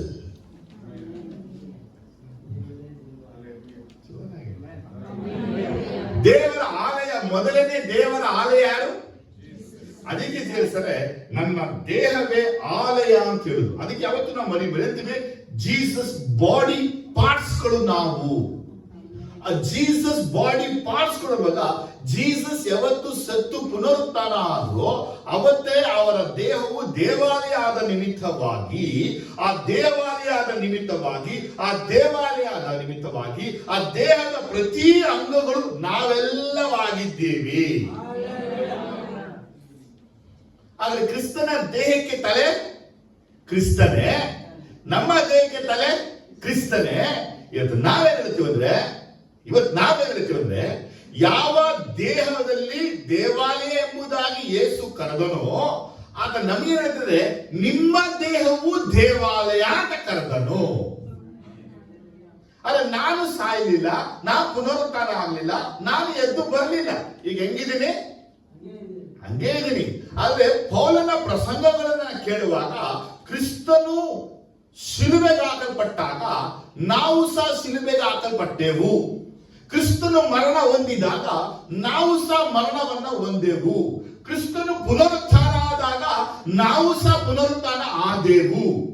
ಕ್ರಿಸ್ತನು ಹೇಗೆ ತಂದೆಯಾದ ದೇವರ ಬಲದಲ್ಲಿ ಕುಳಿತುಕೊಂಡಿದ್ದಾರೋ ಹಾಗೆ ನಾವು ಪರಲೋಕದ ಉನ್ನತ ಸ್ಥಾನದಲ್ಲಿ ಕುಳಿತುಕೊಂಡಿದ್ದೇವೆ. ಇದು ಪೌಲನ ಡಾಕ್ಟ್ರಿನ್. ಆದರೆ ಜೀಸಸ್ ಬಾಡಿ ಹೇಗೆ ಟೆಂಪಲ್ ಆಫ್ ಗಾಡ್ ಆಗಿತ್ತು, ಟೆಂಪಲ್ ಆಫ್ ಗಾಡ್ ಅಂತ ತಿಳ್ಕೋಬೇಕು. ಪ್ರಕಾರ ಅಲ್ಲ, ಪರಿಶುದ್ಧ ಸ್ಥಳ ಅಲ್ಲ, ಮಹಾಪರಿಶುದ್ಧ ಸ್ಥಳ, ದೇವರ ವಾಸ ಮಾಡುವ ಸ್ಥಳ, ಒಡಂಬಡಿಕೆ ಮಂಜೂಷ ಇದ್ದ ಸ್ಥಳ, ಕೆರೂಬಿಗಳು ಇದ್ದ ಸ್ಥಳವೇ ಮಹಾಪರಿಶುದ್ಧ ಸ್ಥಳ. ಜೀಸಸ್ ನಮ್ಮಲ್ಲಿ ಪ್ರಕಾರವನ್ನ ತೆಗೆದ್ರು, ಪರಿಶುದ್ಧ ಸ್ಥಳವನ್ನ ತೆಗೆದ್ರು, ನಮ್ಮನ್ನ ಏನ್ ಮಾಡಿದ್ರು? ಮಹಾಪರಿಶುದ್ಧ ಸ್ಥಳವಾಗಿ ಮಾರ್ಪಡಿಸಿದ್ರು. ಈಗ ಅದೇನೇ ಇಲ್ಲಿ ಪೌಲ್ ಹೇಳ್ತಾ ಇದ್ದಾರೆ, ದೇವರಿಂದ ದೊರಕಿರುವ ಪವಿತ್ರ ಆತ್ಮನು ನಿಮ್ಮ ದೇಹದಲ್ಲಿ ವಾಸ ಮಾಡುತ್ತಾನೆ. ಹಾಗಾಗಿ ನೀವು ಮಹಾಪರಿಶುದ್ಧವಾದ ಸ್ಥಳ. ಯಾರಪ್ಪ ಮಹಾಪರಿಶುದ್ಧ ಸ್ಥಳ? ಇವತ್ತು ಅನೇಕ ಹೇಳ್ತಾರೆ ಗರ್ಭಗುಡಿ. ಯಾವ್ದು ಹೇಳ್ತಾರೆ? ಕಟ್ಟಡಗಳನ್ನ ನೋಡಿ ಹೇಳ್ತಿರ್ತಾರೆ ಗರ್ಭಗುಡಿ ಪರಿಶುದ್ಧ ಸ್ಥಳ ಅಂತೇಳಿ. ಅದೆಲ್ಲ ಯೇಸು ಸ್ವಾಮಿ ಕಾಲದಲ್ಲೇ ಮಗುದೈತೆ. ಇವತ್ತಿನ ಕಾಲದಲ್ಲಿ ನಮ್ಮ ದೇಹವೇ ದೇವರ ಗರ್ಭಗುಡಿ. ಹಾಗಾಗಿ ಎರಡು ವಿಷಯ ತಿಳ್ಕೊಳ್ಬಹುದು. ನಾವು ಪರಿಶುದ್ಧ ಸ್ಥಳ ಅಲ್ಲ, ಮಹಾಪರಿಶುದ್ಧ ಸ್ಥಳ. ಪರಿಶುದ್ಧ ಸ್ಥಳದಲ್ಲಿ ದೀಪಸ್ತಂಭವು, ಮೇಜು ಮತ್ತು ಧೂಪ ವೇದಿ ಇತ್ತು. ಹಾಗೆ ನಮ್ಮ ಲೈಫ್ ಹೊರಗಡೆ ನಾವು ಜನರ ಮಧ್ಯದಲ್ಲಿ ಬೆಳಕಾಗಿಯೂ ಪ್ರಾರ್ಥಿಸುವಂತವರಾಗಿಯೂ ಜೀವ ಕೊಡುವ ರೊಟ್ಟಿ ದೇವರ ವಾಕ್ಯದಂತೆಯೂ ನಾವು ಇರಬೇಕು. ಆದ್ರೆ ಇನ್ನರ್ ಲೈಫ್ ಹೆಂಗಿರುತ್ತೆ ಅಂತ ಕೇಳಿದ್ರೆ ನಮ್ಮ ಒಳಗೆ ದೇವರ ಆತ್ಮನು ವಾಸ ಮಾಡ್ತಾನೆ. ಹಳೆಯ ಒಡಂಬಡಿಕೆಗಳಲ್ಲಿ presence of God, glory of God, light of God ವಾಸವಾಗಿದ್ದ ಹಾಗೆ ಇವತ್ತಿನ ಕಾಲದಲ್ಲಿ ನಮ್ಮ ಮೇಲೆ ಗ್ಲೋರಿ ಬರ್ಬೋದು, ನಮ್ಮ ಒಳಗೆ ಗ್ಲೋರಿ ಬರ್ಬೋದು, ನಮ್ಮ ಮೇಲೆ ಲೈಟ್ ಬರ್ಬೋದು. ಬಟ್ ಬೈಬಲ್ ಹೇಳುತ್ತೆ ಸ್ಪಿರಿಟ್ ಆಫ್ ಗಾಡ್ ನಿಮ್ಮೊಳಗೆ ವಾಸ ಮಾಡ್ತಾನೆ. ಚೆನ್ನಾಗಿ ಹೇಳಿಯಮ್ಮ. ಪ್ರಸನ್ನತೆ ನನ್ನೊಳಗೆ ವಾಸ ಮಾಡ್ತಾ ಇಲ್ಲ, ಮಹಿಮೆ ನನ್ನೊಳಗೆ ವಾಸ ಮಾಡ್ತಾ ಇಲ್ಲ, ಬೆಳಕು ನನ್ನೊಳಗೆ ವಾಸ ಮಾಡ್ತಾ ಇಲ್ಲ. ಹೋಲಿ spirit himself in habitation in my body. ಎಲ್ಲಿ ಬಂದು ನಾವು ನಮ್ಮ ಪ್ರಶ್ನೆ, ಜೀಸಸ್ ಬಾಡಿ ಯಾವ ರೀತಿ ಕ್ರಿಯೇಟ್ ಆಗ್ತದೆ ನಮ್ಗೆಲ್ಲ ಗೊತ್ತು. ಎಲ್ಲಿ? ಮರಿಯಳದು, ಯೋಸೆಫ್ದು ಏನುವೆ ಇಲ್ಲ. ಆಕೆಯ ಗರ್ಭದಲ್ಲಿ ಪವಿತ್ರ ಆತ್ಮನಿಂದಲೇ ಬಸುರಾಗಿ ದೇಹವು ಬೆಳೆಯಿತು. ಜೀಸಸ್ ಹೇಗೆ, ನಾವು ಹೇಗೆ ಪಿಂಡದಿಂದ ಮಗುವಾಗಿ ಹುಟ್ಟಿದ್ವೋ ಜೀಸಸ್ ಸಹ ಪಿಂಡದಿಂದಲೇ ಮಗುವಾಗಿ ಹುಟ್ಟಿತು. ಇವತ್ತು ಸೈಂಟಿಫಿಕ್ ಏನ್ ಪ್ರೂಫ್ ಮಾಡಿದೆ ಕೇಳಿದ್ರೆ, ಒಂದು ತಾಯಿಯ ಹೊಟ್ಟೆ ಒಳಗೆ ಒಂದು ಮಗು ಹುಟ್ಟಬೇಕಾದ್ರೆ ಆ ತಾಯಿಯ ಹೊಟ್ಟೆಗೆ ಫಸ್ಟ್ ಲೈಟ್ ಬರುತ್ತೆ. ಏನಾಗುತ್ತಮ್ಮ? ಆ ಲೈಟ್ ಬಂದ ಮೇಲೆ ಲೈಫ್ ಬರುತ್ತೆ. ಹಾಗಾದ್ರೆ ಮನುಷ್ಯನ ದೇಹ ಹೆಂಗಿದೆ ಅಂತಂದ್ರೆ ಲೈಟ್ ಇಂದ ಲೈಫ್ ಬಂದಿರುವಂಥದ್ದು. ಮನುಷ್ಯ ಆದಿಯಿಂದಲೂ ಇಲ್ಲಿ ತನಕ ಅರಿಯದ ಒಂದು ರಹಸ್ಯ ಏನಪ್ಪಾ ಅಂದ್ರೆ, ದೇವದೂತರ ಒಳಗೆ ವಾಸ ಮಾಡದ ದೇವರು, ಕೆರೂಬಿಗಳ ಒಳಗೆ ವಾಸ ಮಾಡದ ದೇವರು, ಮಿಕ್ಕೇಲ್ ಮತ್ತು ಗ್ಯಾಬ್ರಿಯೇಲ್ ಒಳಗೆ ವಾಸ ಮಾಡದ ದೇವರು, ಮಣ್ಣಿನಿಂದ ಮಾಡಲ್ಪಟ್ಟ ಮನುಷ್ಯನ ಒಳಗೆ ವಾಸ ಮಾಡ್ತಾನೆ. ಸಮಸ್ತವನ್ನ ಕಟ್ಟಿದ ದೇವರು, ಸಮಸ್ತವನ್ನ ಕಟ್ಟಿದ ದೇವರು, ಸೂರ್ಯ ಚಂದ್ರ ನಕ್ಷತ್ರಗಳಿಗೆ ಬೆಲೆ ಕಟ್ಟಕ್ಕಾಗಲ್ಲ. ನಾವು ಅಷ್ಟು ಬೆಲೆ ಬಾಳುವಂತ ಸೂರ್ಯನಲ್ಲಿ ಆತನಿಲ್ಲ, ಚಂದ್ರನಲ್ಲಿ ಆತನಿಲ್ಲ, ನಕ್ಷತ್ರದಲ್ಲಿ ಆತನಿಲ್ಲ. ಆದರೆ ನಮ್ಮ ಒಳಗೆ ಆತನು ವಾಸವಾಗಿದ್ದಾನೆ. ಆತ ಯಾಕೆ ನಮ್ಮೊಳಗೆ ವಾಸವಾಗಿದ್ದಾನೆ ಕೇಳಿದ್ರೆ, ಆತ ಎಲ್ಲವನ್ನ ಲೈಟಿನನ್ನೇ ಸೃಷ್ಟಿ ಮಾಡಿದ್ದು. ಆದರೆ ಲೈಟ್ ನ ಸೃಷ್ಟಿದ ನಮ್ಮೊಳಗೆ ಮಾತ್ರ ಲೈಫ್ ಅನ್ನ ಇಟ್ಟನು. ನಮ್ಮೊಳಗೆ ಲೈಟ್ ಮತ್ತು ಲೈಫ್ ಎರಡು ಇರೋದ್ರಿಂದಲೇ we are the living temple of God. ನಾವು ನನಗೆ ಏನ್ ಕರೀತಾ ಇದ್ರೆ 2 ಕೊರಿಂಥ 6ನೇ ಅಧ್ಯಾಯ 16ನೇ ವಾಕ್ಯ ಓದುವಾಗ, 1 ಕೊರಿಂಥ 3:16 ಓದುವಾಗ ಈ 3 ಭಾಗದಲ್ಲಿ ಟೆಂಪಲ್ ಬಗ್ಗೆನೇ ಮಾತಾಡ್ತೀವಿ. ಓದಿರುವುದು, ನೀವು ದೇವರ ಆಲಯವಾಗಿದ್ದೀರೆಂದು ದೇವರ ಆತ್ಮನು ನಿಮ್ಮಲ್ಲಿ ವಾಸ ಮಾಡುತ್ತಾನೆಂದು ನಿಮಗೆ ಗೊತ್ತಿಲ್ಲವೋ? ನೆಕ್ಸ್ಟ್ ವರ್ಡ್, ಯಾವನಾದರೂ ದೇವರ ಆಲಯವನ್ನು ಕೆಡಿಸಿದರೆ, ಸಾಕಷ್ಟೇ. 2 ಕೊರಿಂಥರು, ನಾವು ಜೀವ ಸ್ವರೂಪನಾದ ದೇವರ ಮಂದಿರವಾಗಿದ್ದೇವಲ್ಲ. ಆಮೇಲೆ 2 ಕೊರಿಂಥ 6:16 ಇರುತ್ತೆ. ಈ 1 ಕೊರಿಂಥ 3:16 ಏನಂದ್ರೆ, 1 ಕೊರಿಂಥ 3:16 ಏನ್ ಬರುತ್ತೆ ವರ್ಡ್? ನೀವು ದೇವರ ನೀವು ದೇವರ ಆಲಯವಾಗಿದ್ದೀರಿ, ದೇವರ ಆತ್ಮನು ನಿಮ್ಮಲ್ಲಿ ವಾಸ ಮಾಡುತ್ತಾನೆ. ದೇವರ ಆತ್ಮನು ನಿಮ್ಮಲ್ಲಿ ವಾಸ ಮಾಡುತ್ತಾನೆ. ಇಲ್ಲಿ ನೀವು ಏನ್ ವರ್ಡ್ ಬರುತ್ತೆ? ನೀವು. 2 ಕೊರಿಂಥ 6:16 ನಾವು ಜೀವ ಸ್ವರೂಪನಾದ ದೇವರ ಮಂದಿರವಾಗಿದ್ದೇವೆ. ಇಲ್ಲಿ ತಿರ್ಗ ನಾವು. ಕೊರಿಂಥ 1 ನೀವು ಅಂತ ಹೇಳಿದಂತ ಪೌಲ 2 ಕೊರಿಂಥ ನಾವು ಅಂದ್ಬಿಟ್ಟಾನೆ. ಯಾಕಂದ್ರೆ ಪೌಲನೇ ಯಾರು? ಇಲ್ಲ, ಪೌಲ ಇದಾರ ಇಲ್ವಾ? ಸೊ ಪೌಲ ಏನ್ ಹೇಳ್ತಾರೆ ಅಂದ್ರೆ, ನೀವು ದೇವರ ಆಲಯ, ನಾವು ಜೀವವುಳ್ಳ ದೇವರ ಆಲಯ. ಯಾರಿಗೆ ನಾವು? ಈಗ ನಾವು ಬರೀ ದೇವರ ಆಲಯವಾಗಿದ್ದೀವ, ಜೀವವುಳ್ಳ ದೇವರ ಆಲಯವಾಗಿದ್ದೀವ. ಈ 1 ಕೊರಿಂಥ 6:19 ಏಕವಚನ ಹೇಳುತ್ತೆ, ಒಬ್ಬೊಬ್ಬರು ದೇವರ ಆಲಯ. ಹಾಗಾದ್ರೆ ಇಂಡಿವಿಜುವಲ್ ಆಗಿ ನಾವು ಆಲಯವಾಗಿದ್ದೀವಿ. ಆಮೇಲೆ ಸಭೆಯಾಗಿಯೂ ನಾವು ಆಲಯವಾಗಿದ್ದೀವಿ. ನಮ್ಗೆಲ್ಲಾರು ಕೂಡ ಹೆಸರೇ ಜೀವವುಳ್ಳ ಆಲಯ. ಅದರ ಹಳೆಯ ಒಡಂಬಡಿಕೆಯ ಪೂರ್ತಿ ನಾವು ಓದುವಾಗ, ಇವತ್ತು ಜಗತ್ತಿನ ಪೂರ್ತಿ ನೋಡುವಾಗ ಯಾವುದೆಲ್ಲ ಆಲಯ ಆಲಯ ಆಲಯ ಆಲಯ ಕೇಳ್ಪಟ್ಟಿತ್ತು, ಎಲ್ಲ ನಿರ್ಜೀವ ಪದಾರ್ಥಗಳನ್ನ ಆಲಯವಾಗಿ ಕರೆದುಬಿಟ್ಟು, ಯಾವುದ್ರೊಳಗೆ ಏನಿಲ್ಲ? ಜೀವ ಇಲ್ಲ. ಜೀವ ಇಲ್ಲದೆ ಇರುವುದನ್ನ ಅವರು ಆಲಯವಾಗಿ ಕರೆದಿದ್ರೆ, ಜೀಸಸ್ ಫಸ್ಟ್ ಹೇಳ್ತಾನೆ, ನಾನು ಸತ್ತು ಪುನರುತ್ಥಾನ ಆಗಿದ್ದೀನಿ, ನಾನೇ ಮೊದಲು ದೇವರ ಆಲಯ, ಈ ದೇಹ ದೇವರ ಆಲಯ. ನನ್ನ ದೇಹ ಹೇಗೆ ಆಲಯವಾಗಿದೆಯೋ, ನನ್ನ ಹಿಂಬಾಲಿಸುವ ಎಲ್ಲಾ ನನ್ನ ಮಕ್ಕಳು ಜೀವವುಳ್ಳ ತಂದೆಯಾದ ದೇವರ ಆಲಯ. ನಾನೊಂದು 2 ಮಾತಿಗೆ ಒಂದನ್ನ ಕಂಡಿಡಿದೆ. ಜೀಸಸ್ ಹಿಂಗೆ ಹೇಳಿಲ್ಲ, ನಾನೇ ನಿಮ್ಮ ಆಲಯ ಅಂತ ಹೇಳಿದ್ರ. ದೇವರ ಆತ್ಮನಿಗೆ ಆಲಯ. You are the temple of the Holy Spirit. ಇಲ್ವೇ you are the temple of the Holy Spirit. ಅಲ್ಲಿ ಹೇಳ್ತಾರೆ, ನೀವು temple of the Holy Spirit ಇಲ್ಲ, ಟೆಂಪಲ್ ಆಫ್ ದ ಫಾದರ್, ತಂದೆಯಾದ ದೇವರಿಗೆ ಆಲಯ. ಯಾಕಂದ್ರೆ ಆಲ್ರೆಡಿ ಅವರ ದೇಹ ಏನಾಗಿದೆ? ಅರ್ಥ ಆಗಿದ್ದಲ್ಲೇ ಇಲ್ಲ. ಹಾಗಾದ್ರೆ ಈ ದೇವಾಲಯ ಅನ್ನುವಂಥ ವರ್ಡನ್ನ ತಗೊಳ್ಳುವಾಗ, ಈ ಆಲಯವಾಗಿರುವಂತ ಈ ದೇಹದಲ್ಲಿ ದೇವರ ಆತ್ಮ ಆತ್ಮನು ವಾಸ ಮಾಡುತ್ತಾನೆ. ಅದೇ ಮೇನ್ ವಿಷಯ. ಎರಡೇ ನಾನು ಹೇಳ್ತಾ ಇರೋದು, ಇದುವರೆಗೂ ಸೈಂಟಿಸ್ಟ್ಗಳಾಗಿರ್ಬೋದು, ಸ್ಕಾಲರ್ಗಳಾಗಿರ್ಬೋದು ಕಂಡಿಡಿಯಕ್ಕೆ ಆಗದೆ ವಿಚಾರ ಅಂದ್ರೆ, how can Holy Spirit live in the human body? Body ಬೇರೆ, ಸ್ಪಿರಿಟ್ ಬೇರೆ. ಹೌದಾ? ಬಾಡಿ ಬೇರೆ, ಸರಿ. ನಾನು ಹಿಂಗೆ ಹೇಳ್ತೀನಿ, ನೀವು ಬಾಡಿಯಲ್ಲೇ ಇರುವಾಗ ನಿಮ್ ಕಿವಿಯಲ್ಲಿ ಶಬ್ದ ಕೇಳ್ತೀರಾ ಕೇಳಲ್ವಾ? ನಿಮ್ ಕಣ್ಣಲ್ಲಿ ಮಾತು ಕೇಳ್ತೀರಾ ಕೇಳಲ್ವಾ? ನಿಮ್ ಹೃದಯದಲ್ಲಿ ಸ್ವರ ಕೇಳ್ತೀರಾ ಕೇಳಲ್ವಾ? ಹಾಗಾದ್ರೆ ಎಲ್ಲಿದ್ದಾರೆ ಈಗ ಅವರು? ಎಲ್ಲಿದ್ದಾರೆ ಅವರು? ನಮ್ಮ ಸ್ಪಿರಿಟ್ ಅಲ್ಲಿ ಕೇಂದ್ರ ಬಿಂದುವಾಗಿ ಇಟ್ಟಿದ್ರು ನಮ್ಮ ಬಾಡಿಯ ಎಲ್ಲಾ ಭಾಗದಲ್ಲಿ ಪವಿತ್ರಾತ್ಮ ದೇವರು ಜೀವಿಸ್ತಾ ಇದ್ದಾರೆ.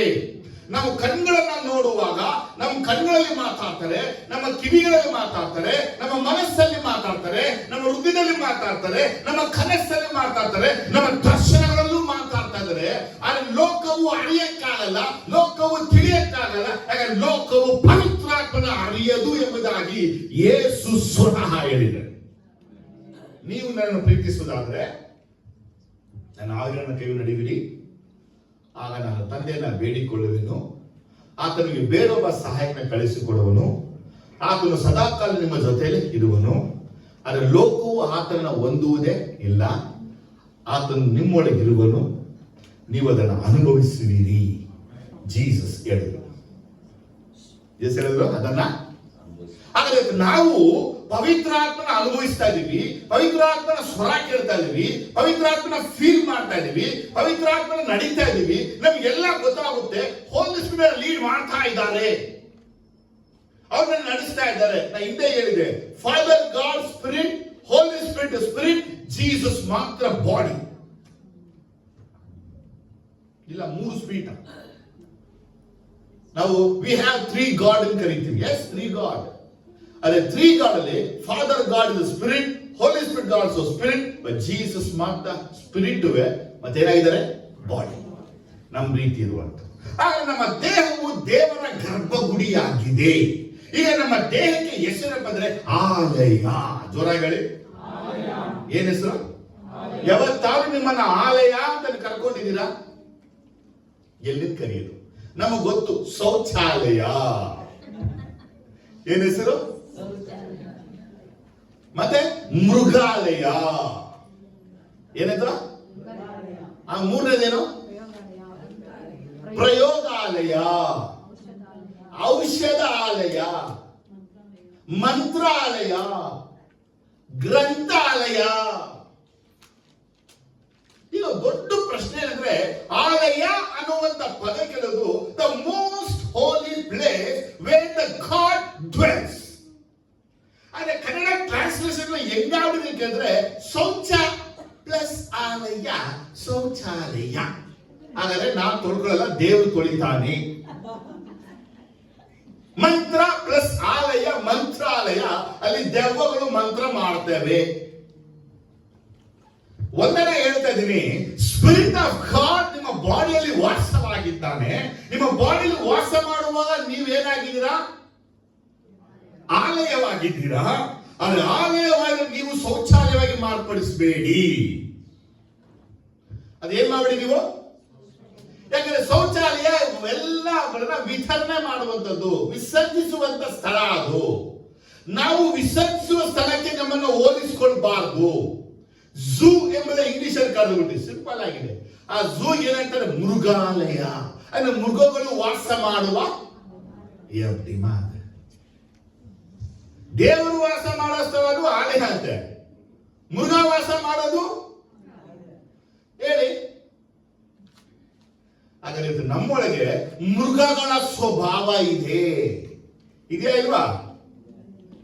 ಏನು ಹೇಳಿದ್ರೆ, ಆದ್ರೆ ನಾವು ಇನ್ನು ಯಾವ ರೀತಿ ಬದಲಾವಣೆ ಆಗ್ಬೇಕಾದ್ರೆ, ನಮ್ಮನ್ನ ದೇವರು ಈ ರೀತಿಯಾಗಿ ಕರೆಯಲಿಲ್ಲ. ಅಂದ್ರೆ ಹೆಸರು ಜೀವನ ಬೇರೆ ಇರೋದಿಲ್ಲ. ನಮ್ಮ ಹೆಸರಿಗೆ ತಕ್ಕಂತೆ ಜೀವನವನ್ನ ಇಟ್ಟೆ ನಮ್ಮನ್ನ ಕರೆದನು. ಈ are the temple of the Holy Spirit ಅಂತ ಕರೆದ. ಆತ ಹೇಳ್ತಾನೆ, ನೀವು ಪವಿತ್ರಾತ್ಮನಿಗೆ ಆಲಯವಾಗಿದ್ದೀರಿ. ಹಾಗೇನ್ ಹೇಳ್ತಾನೆ? ಆಲಯ ಅಂದ್ರೆ ಏನಿದೆ?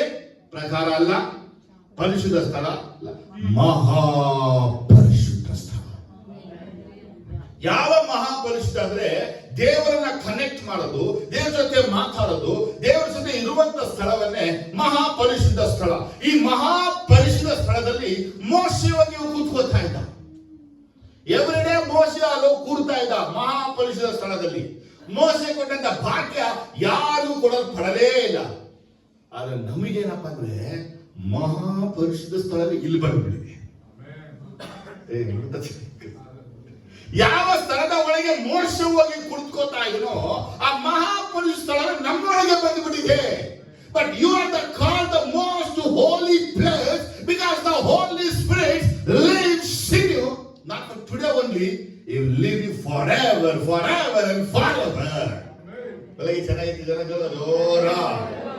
ಆದರೆ ಈ ದೇಹದ ಒಳಗೆ ಪರಿಶುದ್ಧ ಆತ್ಮ ದೇವರು ವಾಸವಾಗಿದ್ದಾನೆ ಅಂತೇಳಿ ನಮಗೆ ನೆನಪಿದೆಯಾ?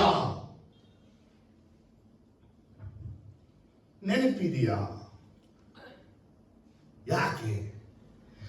ಹೋಲಿ ಸ್ಪಿರಿಟ್ ಅಲ್ಲಿ ವಾಕ್ಯ ಹೇಳೋದು ದೇವರಿಂದ ದೊರಕಿ ನಿಮ್ಮೊಳಗೆ ನೆಲೆಗೊಂಡಿರುವ ಪವಿತ್ರ ಆತ್ಮನಿಗೆ ನೀವು ಗರ್ಭಗುಡಿಯಾಗಿದ್ದೀರಾ ಎಂದು ನಿಮಗೆ ತಿಳಿಯದು. ಹಂಗಂದ ಅರ್ಥ ಏನಪ್ಪ ಅಂದ್ರೆ ಈ ದೇಹಕ್ಕೆ ಒಬ್ರು ಓನರ್ ಇದ್ದಾರೆ. ಏನಿದ್ದಾರೆ? ಅದಕ್ಕೆ ಕೆಳಗೆ ಹೇಳ್ತಾರೆ, ನೀವು ನಿಮ್ಮ ಸ್ವಂತ ಸ್ವತ್ತಲ್ಲ. ಏನಂತೆ? ನೀವು ಕ್ರಯಕ್ಕೆ ಕೊಳ್ಳಲ್ಪಟ್ಟವರು. ಆದ ಕಾರಣ ನಿಮ್ಮ ದೇಹದಲ್ಲಿ ದೇವರ ಪ್ರಭಾವವನ್ನ ಪ್ರಕಾಶಪಡಿಸಿರಿ. ಅದರ ಅರ್ಥ ಏನು? ಫಸ್ಟ್ ವಿಷಯ ಹೇಳೋದೇನೆಂದ್ರೆ, ನಾವು ಈ ದೇವಾಲಯ ಆಗಿಲ್ಲ, ನಾವು ಸ್ಲೇವ್ಗಳಾಗಿದ್ದು. ಜೋರಾಗಿ ಹೆಂಗೆ ಸ್ಲೇವ್ಗಳಾಗಿದ್ದು ಅಂತ ಹೇಳಿದ್ರೆ, ನಾವು ಪಾಪದಲ್ಲಿ ಇದ್ದೋ, ಪಾಪ ನಮ್ಮನ್ನ ಆಳ್ವಿಕೆ ಮಾಡ್ತಿತ್ತು. ಜೀಸಸ್ ಏನ್ ಮಾಡಿದ್ರು? ಇದೇ ಹಾಗೆ ನಮ್ಮ ಪಾಪದ ಕ್ರಯವೆಲ್ಲ ಕಟ್ಟಿ ತನ್ನ ರಕ್ತವನ್ನು ಸುರಿಸಿ ನಮ್ಮನ್ನ ದೇವರಿಗಾಗಿ ಕೊಂಡುಕೊಂಡ.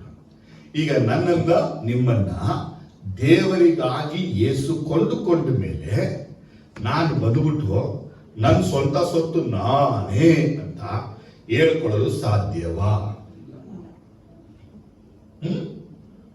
ಸಾಧ್ಯ ಇದೆಯಾ? ಯಾಕೆ ನಾನು ಸ್ವಂತವೇ? ನನ್ನ ದೇಹ ನನಗೆ ಸ್ವಂತವಲ್ಲ. ಫಸ್ಟ್ ತಿಳ್ಕೊಳ್ಳಿ, your body is not belongs to you. ನಮ್ಮ ದೇಹ ಮದುವೆ ಆದ್ರೆ ಹೆಂಡತಿಗೆ, ಹೆಂಡತಿ ಮದುವೆ ಆದ್ರೆ ಗಂಡನಿಗೆ ಅಷ್ಟೇ. ಆದ್ರೆ ದೇಹದ ಮೇಲೆ ಅಧಿಕಾರ ಎಲ್ಲವೂ ದೇವರದೇ.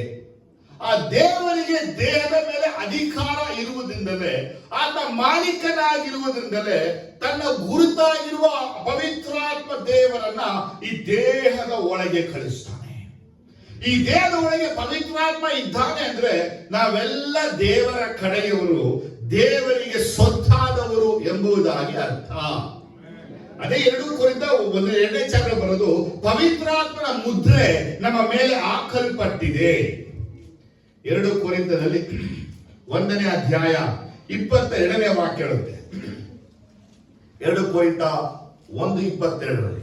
ಆತನು ನಮ್ಮ ಮೇಲೆ ಮುದ್ರೆ ಹಾಕಿ ನಮ್ಮ ಹೃದಯಗಳಲ್ಲಿ ಪವಿತ್ರಾತ್ಮನನ್ನು ಸಂಚಕಾರವಾಗಿ ಅನುಗ್ರಹಿಸಿದ್ದಾನೆ. ನೋಡಿದ್ರ? ನಮ್ಮ ಮೇಲೆ ಮುದ್ರೆ ಹಾಕಿ ಇರುತ್ತೆ, ನಮ್ಮ ಹೃದಯಗಳಲ್ಲಿ ಪವಿತ್ರಾತ್ಮನನ್ನು ಸಂಚಕಾರವಾಗಿ ಅನುಗ್ರಹಿಸಿದ್ದಾನೆ. ಇನ್ನೊಂದ್ಸಲ ಓದಿದ್ರು ಬರ ದಯವಿಟ್ಟು. ಆತನು ನಮ್ಮ ಮೇಲೆ ಮುದ್ರೆ ಹಾಕಿ. ಯಾರ ಮೇಲೆ ಮುದ್ರೆ ಅಮ್ಮ? ಮೇಲೆ ಚೆನ್ನ ಹೆಂಗ ಚೋಡ್ರಿಕಮ್ಮ?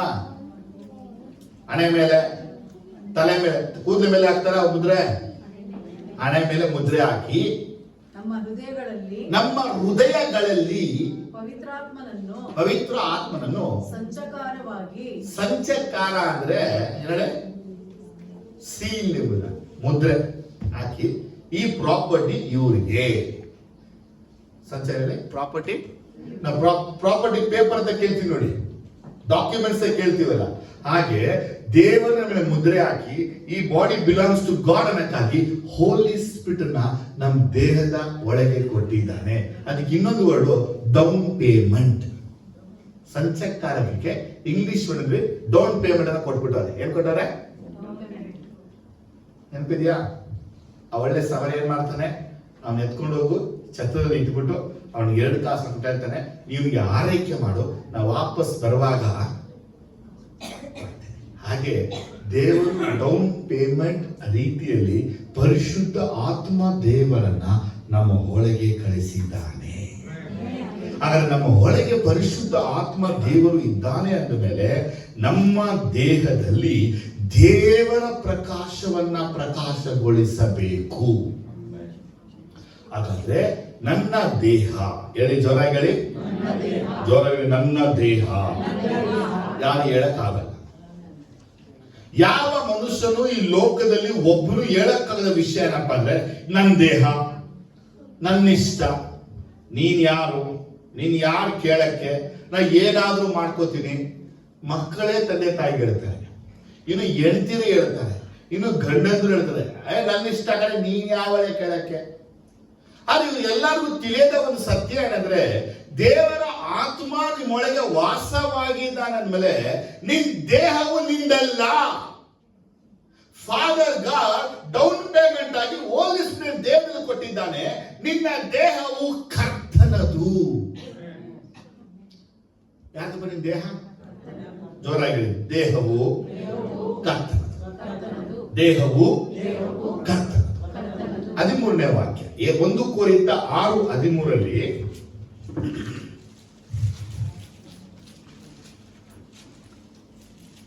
ಭೋಜನ ಪದಾರ್ಥಗಳು ಹೊಟ್ಟೆಗಾಗಿಯೂ ಹೊಟ್ಟೆಯು ಭೋಜನ ಪದಾರ್ಥಗಳಿಗಾಗಿಯೂ ಅವೆ.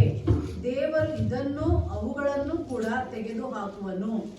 ಆದರೂ ದೇಹವು ಆದರಕ್ಕೋಸ್ಕರ ಇರುವಂತದಲ್ಲ, ಕರ್ತನಿಗೋಸ್ಕರವಾಗಿದೆ. ಕರ್ತನು ದೇಹಕ್ಕೋಸ್ಕರ ಇದ್ದಾನೆ. ಏನ್ ಸಿಕ್ತಪ್ಪ ನಿಮ್ಗೆ? ಇಲ್ಲಿ ಒಂದು ವಿಷಯ, ಫಸ್ಟ್ ಟಾಪಿಕ್ ಅಂದ್ರೆ food for stomach, stomach for food. First ಏನಿದೆ? ಹೊಟ್ಟೆ ಇರದೆ. ಈ ಸಿದ್ಧಾಂತ ನಿಮ್ಗೆ ಎಷ್ಟು ಜನ ಗೊತ್ತಿದೆ? ಇದು ಗ್ರೀಕರ ಕಾಲದ ಪ್ರಾವರ್ಬ್. ಯಾವ ಕಾಲದ? ಆ ಪ್ರಾವರ್ಬ್ ಅನ್ನ ಇಲ್ಲಿ ಬರೆದವನ ಪೌಲ್. ಏನೇ ಬರೆದ್ರೆ, ಹೊಟ್ಟೆಯು ಊಟಕ್ಕೂ, ಊಟವು ಹೊಟ್ಟೆ. ಇವತ್ತು ಚೆನ್ನಾಗಿ ತಿನ್ಬೇಕು ಹೇಳಿದ್ರೆ ತಿಂತೀವಿ. ಇನ್ನು ಹೆಂಗ್ ಚೆನ್ನಾಗಿ ತಿನ್ನೋದು? ತಿನ್ನದೇ ಉಂಟು ಅಂದ್ಮೇಲೆ ಚೆನ್ನಾಗಿ ತಿನ್ನೋದಂದ್ರೆ ಹೆಂಗೆ? ಎರಡನೇ ಪ್ರಶ್ನೆ, ಯಾವ ಮೂಲೆಗೆ ಸಾಕಾಗುತ್ತೆ? ಹೊಟ್ಟೆಯಲ್ಲಿ ದೇವರು ಮೂಲೆ ಸೃಷ್ಟಿಸಿರೋದು ಹಲ್ಲೆಲೂಯಾ. ಹೇಳಿ, ಎಲ್ಲಿ ಮೂಲೆಮ್ಮ? ನಮ್ಮ ಇದೆಯಾ? ಭೂಮಿಯ ಮೂಲೆ ಹುಡುಕಿದ್ರು ಹುಡುಗಿ ಸೇರ. ಭೂಮಿಗೆ ಮೂಲನೇ ಇಲ್ಲಲ್ಲ. ಭೂಮಿ ಹೆಂಗಿದೆ?